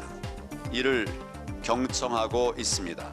저는 당대표로서 무거운 책임감을 갖고 앞으로도 당의 혁신과 통합을 통해서 새 정치를 국민 여러분들에게 보여드리겠다는 다짐을 드립니다. 우리 당을 위한 많은 질책과 고언들이 있었습니다. 이를 경청하고 있습니다. 이자스민 전 의원은 제가 직접 만나서 설득하고 권유했습니다. 이주민 문제는 우리 정치가 관심을 가져야 할 핵심 과제임에도 불구하고 정치에서 배제되어 왔습니다. 정의당은 이자스민 전 의원이 퇴행적인 자유한국당에서 외면받았던 이주민의 권리를 위한 꿈을 정의당에서 마음껏 펼칠 수 있도록 힘껏 뒷받침할 것입니다. 퇴행적인 자유한국당에서 외면받았던 이주민의 권리를 위한 꿈을 힘껏 뒷받침할 것입니다.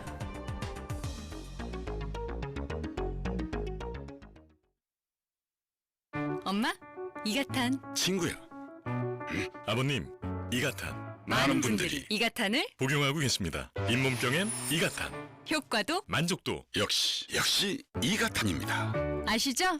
이가탄. 박소연의 1644 천사 플라워 천사 박소연의 1644 천사 플라워 천사 1644 천사 꽃배달의 천사 3번 주문 시 한 번이 무료 박소연의 1644 천사 플라워 전화죠. 에몬스가 자연을 만나면 미래를 만나면 에몬스가 기술을 만나면 당신의 생활이 바뀝니다. 생활을 바꾸는 만남 표정 있는 가구 에몬스. 신용을 지키지 않는 사람들로 빛을 잃어가는 우리의 사회. 고려 신용정보가 밝히겠습니다. 당신의 희망찬 미래를 위해 고려 신용정보. 아세안 플러스 3 정상회의에 참석한 문재인 대통령이 일본 아베 총리와 11분 정도 별도 면담을 갖고 양국 관계 중요성과 대화를 통한 현안 해결에 의견을 같이 했습니다. 청와대는 매우 우호적이고 진지한 분위기 속에 환담이 이루어졌다고 설명했습니다.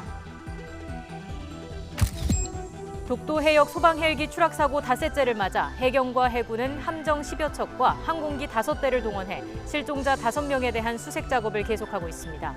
수색 범위를 사고 해역 남쪽 54km까지 확대했고 수중 수색도 곧 재개됩니다.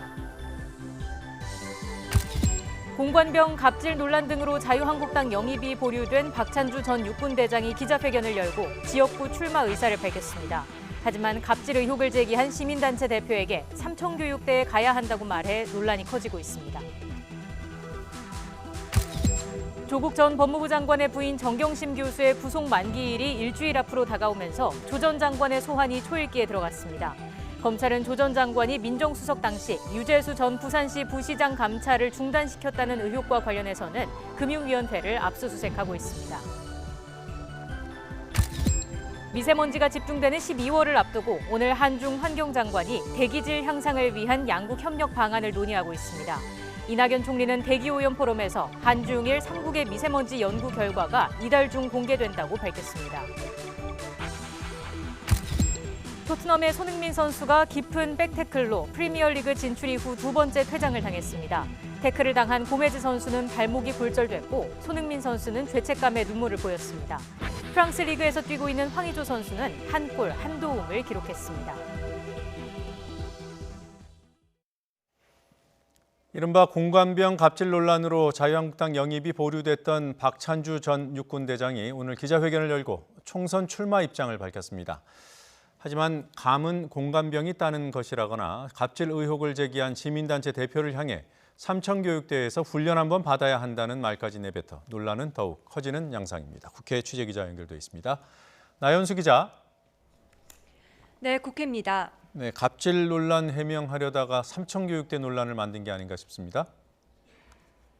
네, 그렇습니다. 자신에게 붙은 갑질 의혹을 해명하고 총선 출마 의지를 밝히는 자리였는데 논란에 불을 붙이는 격이 됐습니다. 특히 자신에게 갑질 의혹을 제기한 임태훈 군인권센터 소장을 향해서는 삼청교육대에 보내 훈련 한번 받게 해야 하지 않나 생각한다는 발언이 도화선이 됐는데요. 이 부분 직접 들어보시죠. 군인권센터 소장은 삼청교육대 한번 교육을 받아야 좀 되지 않는 사람인가 이런 생각도 갖고 있습니다. 그리고 군대를 갔다 오지 않은 사람이 군대에 대해서 재단하고 이렇게 앞에 나가서 군대를 무력화시키는 거에 대해서 저는 정말 참 분개하지 않을 수 없고 또 여기에 동조하는 정치인들도 저는 각성해야 된다고 생각합니다. 군인권센터는 조금 전 기자들에게 배포한 입장문을 통해 국회의원 하겠다는 사람이 공식 석상에서 삼청교육대를 운운하다니 실로 충격적이라며 한국당 황교안 대표까지 묶어 반인권의 마스코트로 잘 어울리는 한 쌍이라고 꼬집었습니다. 박 전 대장은 역시 군인권센터가 최초 공개한 탄핵 정국 당시 계엄령 대비 문건에 대해서도 군이 만약의 사태에 대비하는 것을 금기시한다면 군의 손발을 묶는 자해 행위라는 발언을 내놨습니다. 오늘 이렇게 기자회견을 자청하고 과격한 돌발 발언까지 내놓은 이유가 뭘까요? 박 전 대장은 내년 총선에 지역구 출마 의사를 밝혔습니다. 직접 들어보시죠. 여러분, 저 비례대표 생각 전혀 없습니다. 저는 어디든지 험지에 가서 한석을 더 차지하면 그게 자유한국당에 도움되는 거 아닌가요? 내 고향 천안을 가든지 지금 제가 살고 있는 계룡도. 오늘 기자회견은 황교안 대표에게도 사전에 알렸다고 하는데요. 사전 교감이 있었다는 건 황 대표 역시 당내 의원들의 반발에도 불구하고 본인 나름의 총선 체제와 인재 구축을 이어가겠다는 뜻으로 읽힙니다. 실제 황 대표는 오늘 기자들에게 박 전 대장 영입이 보류됐느냐고 반문하며 강행 의지를 내비치기도 했습니다. 이미 정치권 곳곳에서 공관병 갑질하더니 국민 갑질한다. 자유한국당이 점점 수렁에 빠지고 있다는 비아냥 섞인 논평이 나오고 있는 상황인데요. 자유한국당이 이번 주 발표할 2차 영입 인사 명단에 박찬주 전 대장이 포함될지 지켜봐야 할 것 같습니다. 네, 민주당의 총선 행보도 시작된 것 같습니다. 어떤 조직을 출범시킨 겁니까? 네, 여당인 더불어민주당은 오늘 총선 기획단을 출범했습니다. 총선 기획단은 총 15명으로 단장은 윤호중 사무처장이 맡았고 양정철 민주연구원장, 윤관석 정책위 수석부의장 등 주요 당직자와 함께 여성위원 5명, 청년위원 4명이 중복 포함됐습니다. 앞서 민주당은 지난 5월 당 공천제도를 확정해 발표하면서 현역 의원 평가 하위 20% 의원들에게는 공천 불이익을 주겠다고 발표했는데요. 여기에 더해 내년 총선 불출마 의사를 미리 밝힌 의원들은 아예 평가 대상에서 제외하기로 했습니다. 이철희 표창원 의원 이외에 불출마 가닥을 잡은 의원들이 10명 남짓 되는 것으로 알려졌습니다. 계산해보면 공천 단계에서 배제될 의원들이 민주당 현재 의석수의 4분의 1 정도 됩니다. 조금 전 2시부터 민주당 의원들이 모여 의원총회를 열고 있는데요. 여기에서 공천 또는 인적쇄신과 관련해 어떤 이야기가 나왔는지도 주목됩니다. 네, 정의당 영입인사 얘기도 좀 해보죠. 평가가 어떻습니까? 네, 일단 영입인사의 화제성으로는 정의당이 단연 눈에 띕니다. 지난 19대 국회에서 새누리당 비례대표를 지낸 이자스민 전 의원에 이어서 민주당에서 활동했던 이병록 예비역 해군제독을 영입하면서 존재감을 부각하고 있는데요. 정의당 심상정 대표는 오늘 오전 회의에서 직접 이 전 의원을 만나 입당을 설득했다고 말하고 이 밖에 권영국 변호사, 장혜영, 김조광수 감독 등 화제가 된 영입 인사들을 일일이 거론하면서 인재 영입에 자신감을 드러냈습니다. 보수 진영은 개별 정당의 총선 체제가 아니라 보수 통합과 재편이 우선 과제입니다. 바른미래당 유승민 의원이 다음 달 탈당을 예고한 상태에서 이후 행보가 방향키가 될 것으로 보이는데요. 유 의원은 한국당은 완전히 해체하고 새 집을 지어야 한다며 박 전 대통령의 탄핵을 인정 못하는 세력과는 함께하지 못한다는 뜻을 분명히 했습니다. 바른미래당 비당권파인 변화와 혁신을 위한 비상행동은 이번 주 창당을 예고하고 있지만 한국당 황교안 대표도 또 바른미래당 공동창업주인 안철수 전 대표도 아직 의미 있는 답을 주지 않아서 창당 후 앞날을 예견하기엔 이릅니다. 지금까지 국회에서 YTN 나연수입니다. 문재인 대통령과 아베 신조 일본 총리가 어제 넉 달여 만에 만나 악수를 나눈 데 이어서 오늘은 별도의 환담을 했습니다. 한일 정상은 오늘 오전 아세안 플러스 3 정상회의가 시작되기 전에 대기실에서 만나 11분 동안 대화를 나눴습니다. 두 정상은 한일 관계가 중요하다는 데 의견을 같이 하며 한일 간 현안은 대화를 통해 해결해야 한다는 원칙을 확인했습니다. 문 대통령은 이외에도 필요하다면 고위급 협의를 갖는 방안도 검토해보자고 제의했으며 아베 총리 역시 모든 가능한 방법을 통해 해결 방안을 모색하자고 답했습니다. 문희상 국회의장도 한일 관계 회복을 위한 의회 외교를 펼치고 있습니다. 주요 20개국 국회의장 회의 참석을 위해 일본 도쿄를 방문하고 있습니다. 문 의장은 한일 갈등의 핵심 현안인 강제징용 판결 문제와 관련해 징용 피해자들과 국내 여론이 납득할 만한 법안을 준비하고 있다고 일본 언론과의 인터뷰에서 밝혔습니다. 김상우 기자입니다. 주요 20개국 국회의장 회의 참석을 위해 어제부터 3박 4일간의 일정으로 도쿄를 방문 중인 문희상 국회의장이 방일에 앞서 아사히 신문과 인터뷰를 가졌습니다. 문 의장은 한국인 징용 피해자에게 일본 측이 배상하라고 명령한 한국의 대법원 판결을 한국 정부가 따를 필요가 있다고 말했습니다. 이로 인해서 피해자와 한국 국민이 수용할 방안을 만들기 쉽지 않다고 전제를 달았습니다. 그러면서 정치가라면 움직일 수 있다며 징용 피해자들과 국내 여론이 납득할 만한 법안을 만들었다고 밝혔습니다. 그러나 법안의 구체적인 내용을 공개하지는 않았습니다. 다만 일본 측의 반응을 살펴본 후 국회에 제출할지 신중하게 판단하겠다는 뜻을 밝혔습니다. 법안 내용과 관련해서 아사히 신문은 한국 국회 관계자의 설명에 따르면 징용 피해자 지원 재원을 마련하는 데 있어 한국민의 기부금을 포함시키는 방안을 검토 중이라고 전했습니다. 즉 피고가 된 일본 기업과 한국 기업 그리고 한국 국민의 기부금을 재원으로 삼는 이른바 1+1 플러스 알파 방안을 검토하는 내용으로 돼 있다고 덧붙였습니다.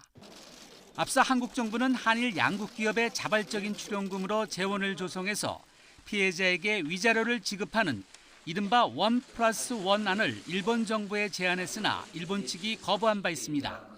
이후 한일 양국 기업 외에 추가 참여하는 알파 구상과 관련해서 다양한 보도가 나왔지만 그때마다 우리 정부는 부인했습니다. YTN 김상우입니다. 한일 군사정보보호협정 지소미아 종료가 20일도 채 남지 않은 가운데 데이비드 스티렐 미 국무부 동아시아 태평양 담당 차관보가 내일 방한합니다. 최근 지소미아 연장을 촉구하는 미 고위 관리들의 발언이 이어지고 있는 가운데 스틸웰 차관보가 어떤 카드를 들고 올지 주목됩니다. 이교준 기자가 보도합니다. 데이비드 스틸 미 국무부 동아시아 태평양 담당 차관보가 넉 달 만에 다시 한국을 방문합니다. 아시아 순방 일정으로 이루어지는 이번 방한에서 강경화 외교부 장관을 비롯해 청와대와 국회 등 관계자들을 두루 만날 것으로 알려졌습니다. 스틸 차관보는 한미 동맹을 비롯해 최근 북한의 초대형 방사포 발사와 방위비 분담 협상 등 각종 주요 현안을 놓고 의견을 나눌 것으로 보입니다.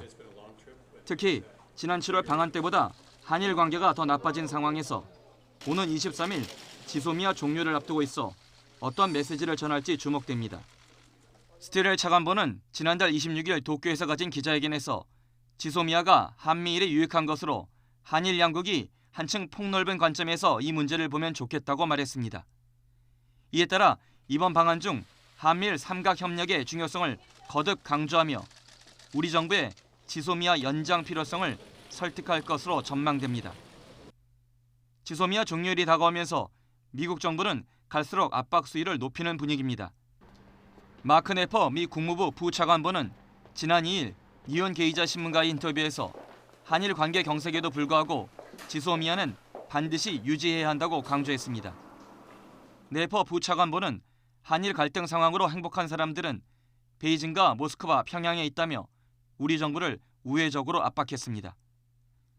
트럼프 행정부에서 지소미아 종료가 미국의 국익을 침해한다는 우려가 잇따르고 있는 가운데 스틸 차관보의 이번 방한을 계기로 한미 간 조율이 어떻게 이뤄질지 관심이 모아집니다. YTN 이교준입니다.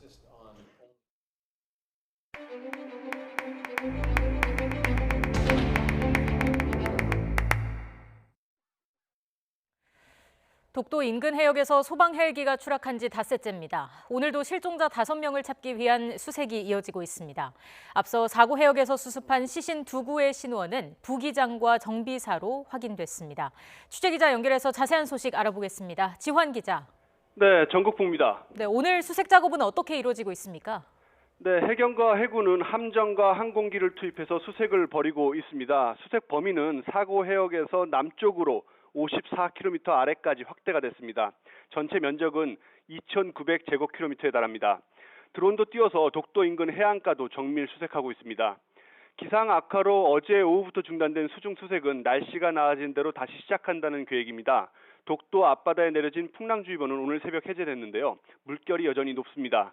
해경은 오늘 오후 늦게나 저녁쯤 수중 수색이 가능할 것으로 보고 있습니다. 수중 수색은 크게 2 지점을 중심으로 진행이 되는데요.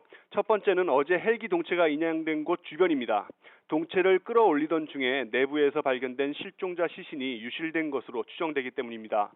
이와 함께 해경과 소방 잠수사들은 비행 추정 경로를 중심으로 수중 수색에 나섭니다. 수중 음파 탐지기와 무인 잠수정, 독도 인근 해저 지형 자료 등 관련 장비는 모두 동원한다는 방침입니다. 변수는 역시 날씨인데요. 기상 상황이 나빠지면 잠수사나 무인 잠수정 모두 투입이 어렵습니다. 물밑 유속이 빨라지면 앞서 확인한 지역도 안심할 수가 없는데요. 여기에 잠수사들의 피로도도 고려사항입니다. 어제 인양한 동체는 포항을 거쳐서 김포공항으로 옮겨져 사고 원인에 대한 분석이 이뤄질 예정입니다. 네, 그리고 어제 대구로 옮겨진 실종자 시신 2구의 신원은 확인됐다고 하죠. 네, 그렇습니다. 지난 2일 독도 앞바다에서 수습한 남성 시신 2구는 부기장 39살 이모 씨와 정비실장 45살 서모 씨인 것으로 어젯밤 확인됐습니다. 희생자 시신은 어제 울릉도를 거쳐서 대구로 옮겨졌는데요. DNA 분석과 정밀 지문 감식을 통해서 최종 신원이 확인됐습니다. 신원이 확인된 2 희생자 시신은 우선 대구 동산병원 장례식장에 안치됐습니다. 소방당국과 병원은 유족과 논의해서 장례 전차를 진행할 예정입니다. 지금까지 전국부에서 YTN 지환입니다. 지방자치단체나 공공기관이 언론사나 민간단체에 돈을 주고 상을 받는 관행, 어제 오늘의 일은 아닙니다. 한 시민단체가 조사를 해봤더니 지난 5년간 93억 원의 세금이 쓰인 것으로 집계됐습니다. 정보 공개에 응하지 않은 곳까지 따지면 실제 지출되는 세금은 더 많을 것으로 보입니다. 취재기자 연결해서 알아보겠습니다. 김대겸 기자. 네, 사회부입니다. 네, 지자체와 공공기관이 상을 타기 위해서 혈세를 낭비한 게 아니냐 이런 의심이 들 수밖에 없는 상황 아니겠습니까? 네, 그렇습니다. 경제정의실천시민연합이 오늘 243개 지방자치단체와 307곳의 공공기관을 대상으로 진행한 정보공개 청구 자료를 공개했습니다. 지난 5년간 언론사나 민간단체에서 주관한 상을 받기 위해 지출한 내역을 조사한 건데요. 지자체 121곳이 629건의 상을 타기 위해 64억 원의 돈을 쓴 것으로 나타났습니다.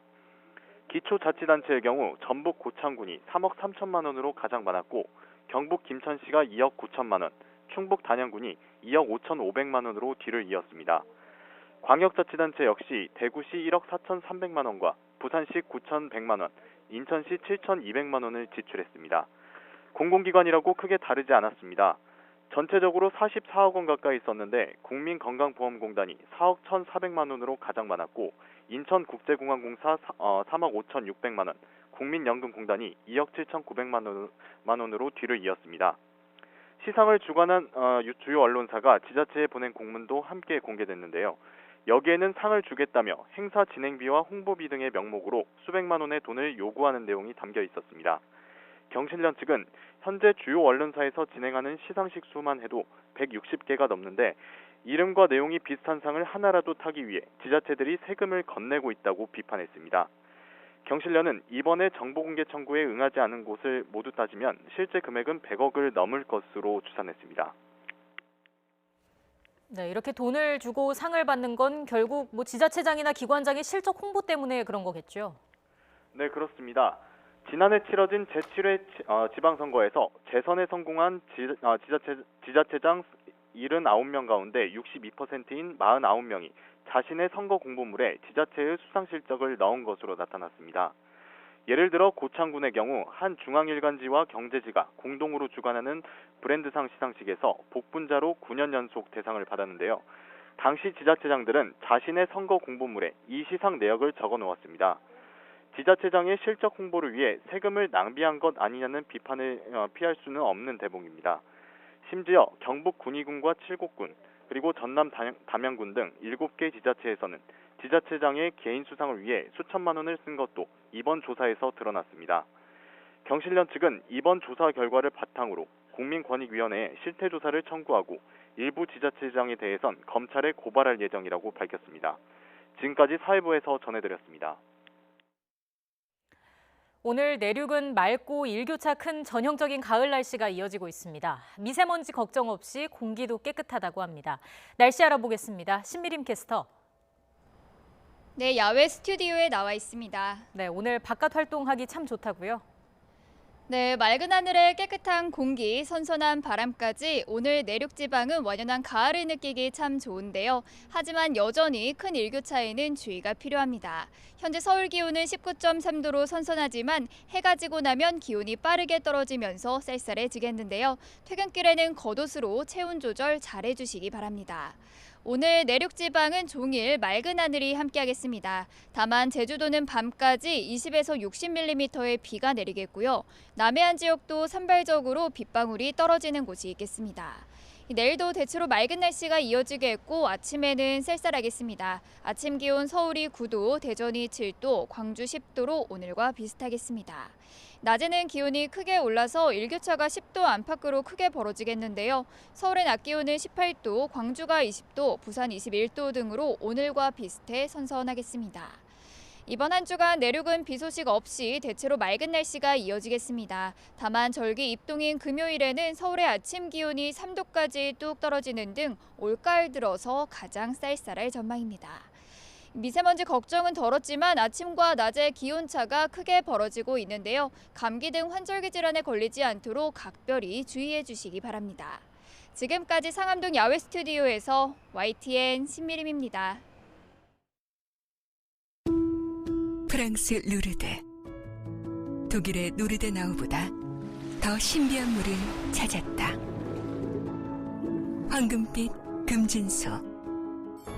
금진온천에서 누리는 평온의 휴식처. 호텔 탑스텐. 특별한 금진온천수로 마음의 치유의 시간을 경험해보세요. 강릉 호텔 탑스텐. 지금 예약하세요. 1588 39,000 코페다 코페다 배추수의 3단 마한 3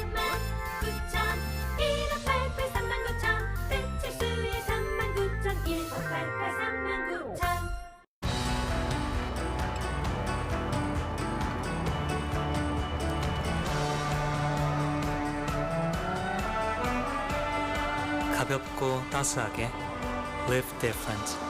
블랙약.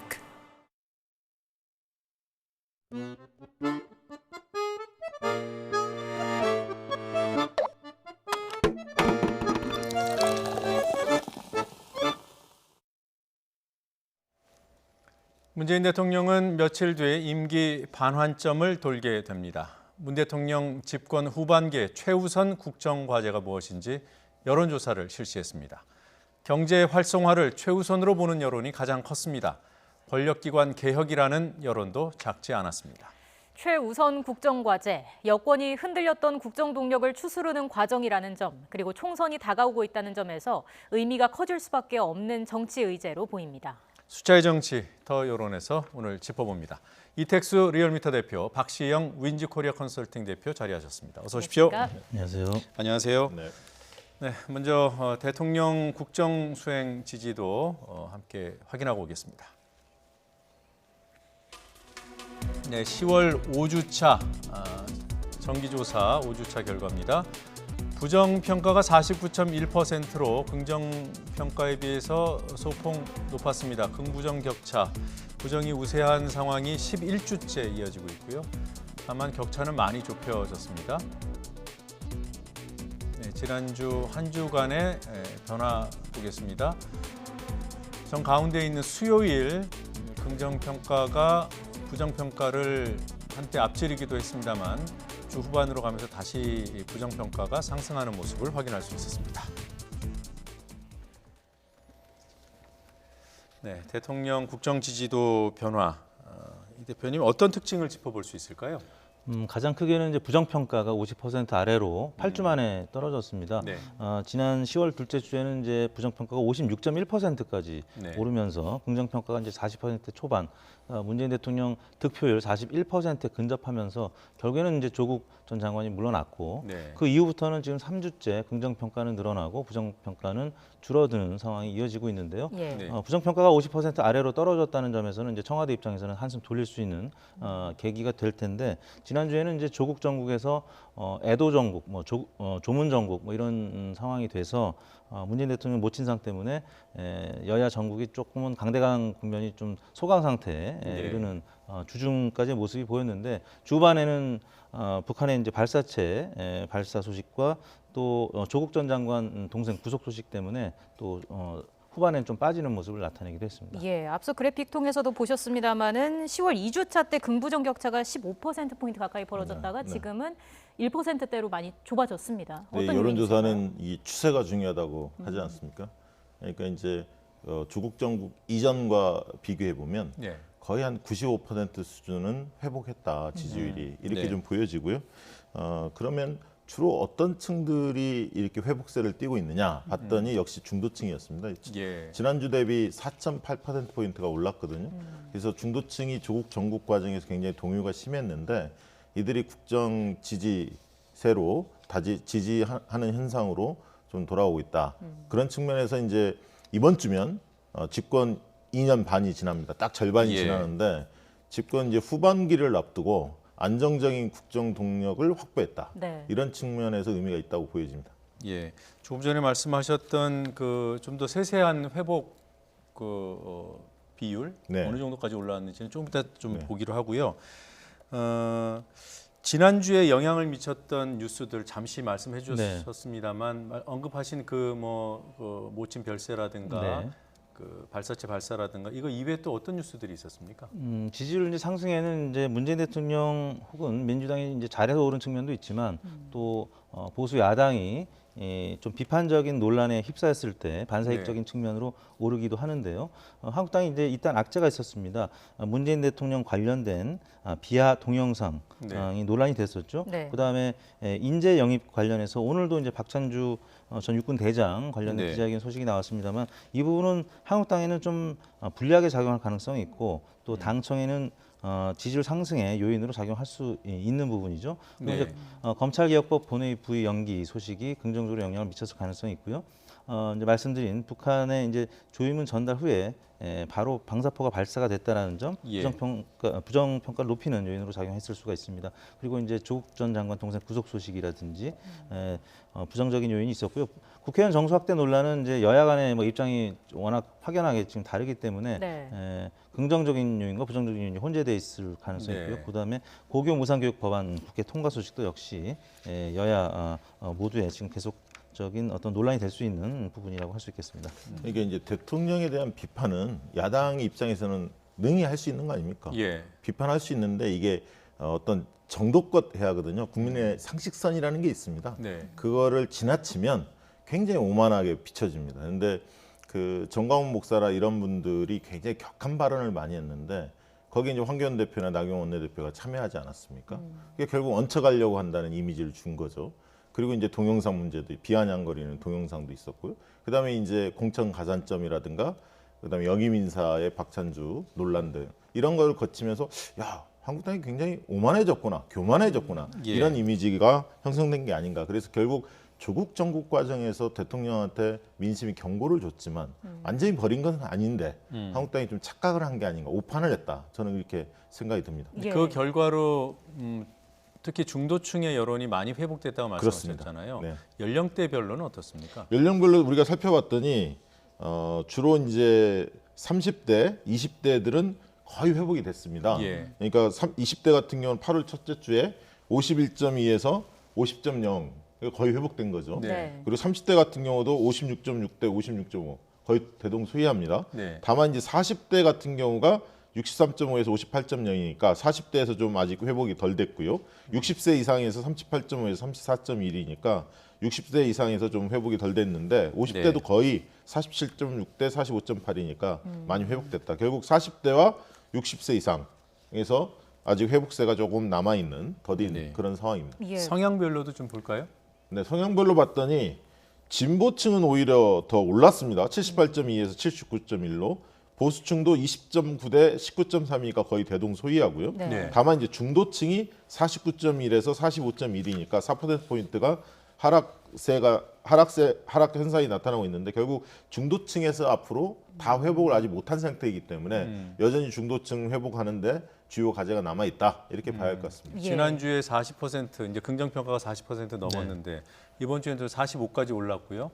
그러니까 8월 첫째 주까지는 아직 못 미쳤지만 네. 많이 회복돼 있는 그런 상황이군요. 네. 그러니까 이제 뭐 과거 정부에서도 인사 문제 때문에 긍부정이 이제 크로스되는 경우가 덜어 있었는데 보통 한 1, 2개월 지나서 이제 경제 행보라든지 이제 또 외치를 하다 보면은 이게 긍정평가 상당히 회복되는 모습을 봐왔었는데 네. 사실 문재인 대통령도 지금 경제 행보라든지 또 그 모친상 이후에 발인 이후에 바로 또 외교 행보를 하고 있기 때문에 네.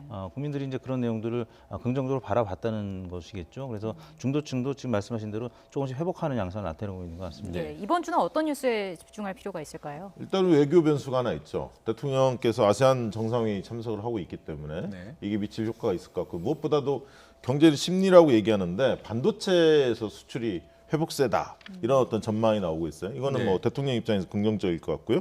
그다음에 이제 미 상무장관이 자동차 고율 관세를 제외할 가능성, 한국에 자동차를 고율 관세, 그러니까 25%까지 관세 부과할 수 있는데 이걸 유예할 가능성이 있다. 이런 네. 어떤 전망들이 나온 것은 긍정적으로 보여지고요. 다만 이제 국토부에서 추진하고 있는 분양가 상한제 시행이 임박했는데 이 부분에 대한 우려감이 꽤 있는 것 같습니다. 그리고 이제 학생부 종합전형 실태조사 결과 발표를 앞두고 있는데 이게 단기적으로는 악재입니다. 그러나 뭐 문제가 많다는 게 발견이 되겠지요. 네. 그러나 장기적으로는 이 문제를 어떻게 개선하겠냐에 따라서 호재가 될 수도 있는 그런 상황이 아닌가 싶고요. 여기는 나오지 않았습니다만 박찬주 네. 이 영입인사의 논란이 금주에도 굉장히 뜨거울 전망입니다. 오늘 이제 벌써 상당히 그 센 얘기를 했습니다. 흔히들 얘기하면 발언이 파급력이 굉장히 큰 얘기를 했는데 뭐라고 했냐면 임태훈 군 인권센터 소장을 삼천교육대로 보내야겠다. 뭐 네. 이런 말을 했는데 이 부분에 대한 비판 여론이 상당히 높거든요. 네, 그래서 민주당과 한국당의 민주당 아직 영입인사가 없습니다만 오늘 이제 총선 기획단이 뜨지 않았습니까? 한국당의 영입인사 논란이 계속 이어지고 있기 때문에 두 당에 비교되는 여러 기사들이 나오지 않을까 싶습니다. 그게 영향을 좀 미칠 것 같습니다. 예. 네, 정당 지지율 확인하고 가죠. 네. 네, 지난주 더불어민주당 지지율은 1%포인트 떨어져서 39.6, 자유한국당도 소폭이지만 떨어졌습니다. 31.6%. 지금 말씀하신 대로 박찬주 전 육군대장의 그 삼천교육대 발언이 향후 어떤 영향을 미칠지 등이 지금 주목되는 상황이고요. 바른미래당 4.5%로 조금 떨어졌고요. 정의당은 5.1%로 소폭 상승했습니다. 일간 변화 보겠습니다. 민주당과 한국당. 네, 한국당이 주 중반에는 30% 밑으로까지 떨어졌다가 주 후반에 많이 만회하는 상황으로 지난주 흐름이 정리됐습니다. 이거 정당 지지율 관련해서 하나만 좀 여쭤보죠. 네. 왜 주중에 하락했다가 주말에 금요일에 반등했을까요? 네, 아까 말씀드린 대로 애도 전국, 조문 전국이었기 때문에 뭐 야당 대표들이 다 일제히 조문을 했었죠. 그러면서 이제 강대강 병이 이제 주중까지는 좀 조용해졌었는데 네. 주 후반으로 한국당 지지율이 상승한 거는 역시 북한의 이제 발사체 발사, 조국 교수 전 장관의 네. 동생 구속 문제가 영향을 미쳤다고 봐야 될 것 같고요. 네. 민주당도 이제 문재인 대통령 상승했는데 민주당이 상승하지 못한 이유는 이해찬 대표가 이제 주중에 사과는 했습니다만 문재인 대통령 또 핵심 지지층은 이해찬 대표의 책임론을 또 물었기 때문에 네. 약간의 이제 당이 쇄신 분위기도 있지만 좀 지도부에 대한 그런 불신 의견들이 있어서 상승하지 못한 것 같습니다. 네. 예. 자, 이어서 현안 조사 결과도 보시겠습니다. 문재인 정부 후반기 최우선 국정과제는 무엇인지를 물었습니다. 41.1%가 경제 활성화를 꼽았고 24%가 권력기관 개혁이 필요하다고 답했습니다.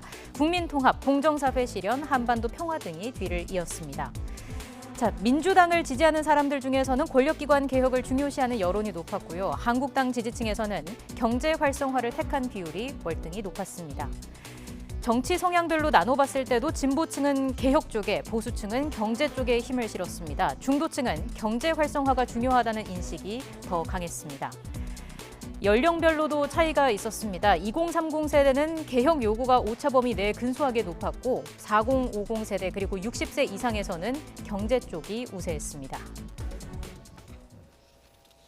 일단 뭐 보수 진영과 진보 이렇게 성향별 차이가 상당히 뚜렷한데 네. 중도층에서는 경제 우선 여론이 강합니다. 일단 여권 쪽에서 어떻게 대응을 할까요? 원래 이제 중도층은 경제나 민생 우선 현상이 굉장히 뚜렷합니다. 원래 갖고 있는 생각들이었고요. 그대로 드러났다고 봅니다. 그러니까 집권층의 입장에서는 두 마리 토끼를 좀 다 잡아야 하는 상황입니다. 권력기관 개혁 이거 무시 못하죠. 지지층들이 그걸 강력히 원하고 있기 때문에. 네. 또 한 가지는 이제 중도층들이 강력히 또 원하고 있는 이 경제 활성화, 경제 활력을 해달라는 거 아닙니까? 결국 이게 이제 초반에 12월 달에 이제 곧 굉장히 첨예하게 붙을 텐데 예산 국회가 놓여져 있기 때문에 내년도 예산을 굉장히 확장적 재정 정책을 펴냈습니다. 확장적으로 예산을 규모를 책정을 했는데 과연 야당에서 얼마나 이것을 용인할지 그리고 네. 또 여당 입장에서 그 야당의 참여를 호응을 이끌어낼지 이 어떤 정무적인 어떤 이런 대응 이런 것들이 굉장히 좀 중요하게 작용하지 않을까 싶습니다. 예. 지금 뭐 한국당 중심으로 경제 실정에 대한 공세가 매우 강하지 않습니까? 네. 그런 지도 오래됐고요. 이에 대한 이제 공감 여론이 어느 정도나 될까? 이것도 좀 궁금하고 또 한국당이 비판만 한다는 뭐 그런 비판을 의식했을 텐데 민부론이라는 그런 것도 발표를 했고 여론이 어떻게 반응할까요? 일단 뭐 민부론을 내세워서 이제 시장 경제에 맡기자, 정부의 개입을 이제 최소화하자, 뭐 이런 취지에서 황교안 대표와 이제 한국당이 민부론을 얘기하고 있는데 사실 많은 국민들은 아직 민부론이 무엇인지 정확하게 파악은 하지 못하고 있습니다. 더욱이 인재 영입 과정에서 만약에 경제 전문가를 영입을 1호로 했다면 그 부분에 대해서 좀 그 현실감을 좀 느꼈을 텐데 지금 군 출신 인사를 영입 1호로 그리고 이제 굉장히 과거 얘기지만 이제 삼천교육대 논란까지 다시 불거지면서 한국당은 조금 민부론에 부합하는 인재 영입에는 조금 실패하지 않았나라는 생각이 들고요. 민주당도 이제 역시 이제 총선 체제로 들어가면서 가장 중요하게 생각할 부분이 바로 이제 경제 문제고요. 경제 문제가 뭐 늘상 여론조사면 1등으로 나오는데 생각보다는 격차가 컸습니다. 41대 24면은 검찰 개혁을 원하는 분들도 24%나 되지만 지금 경제 활성화를 원하는 분들이 자신의 지지층에서도 지금 있다는 얘기이기 때문에 특히 이제 총선 대비하면서 이 경제 문제를 어떻게 다룰 것이냐 이 부분이 화두로 떠오른 그런 조사 결과가 아니었나 싶습니다. 네, 알겠습니다. 두 분 말씀 여기까지 듣겠습니다. 고맙습니다. 고맙습니다. 감사합니다.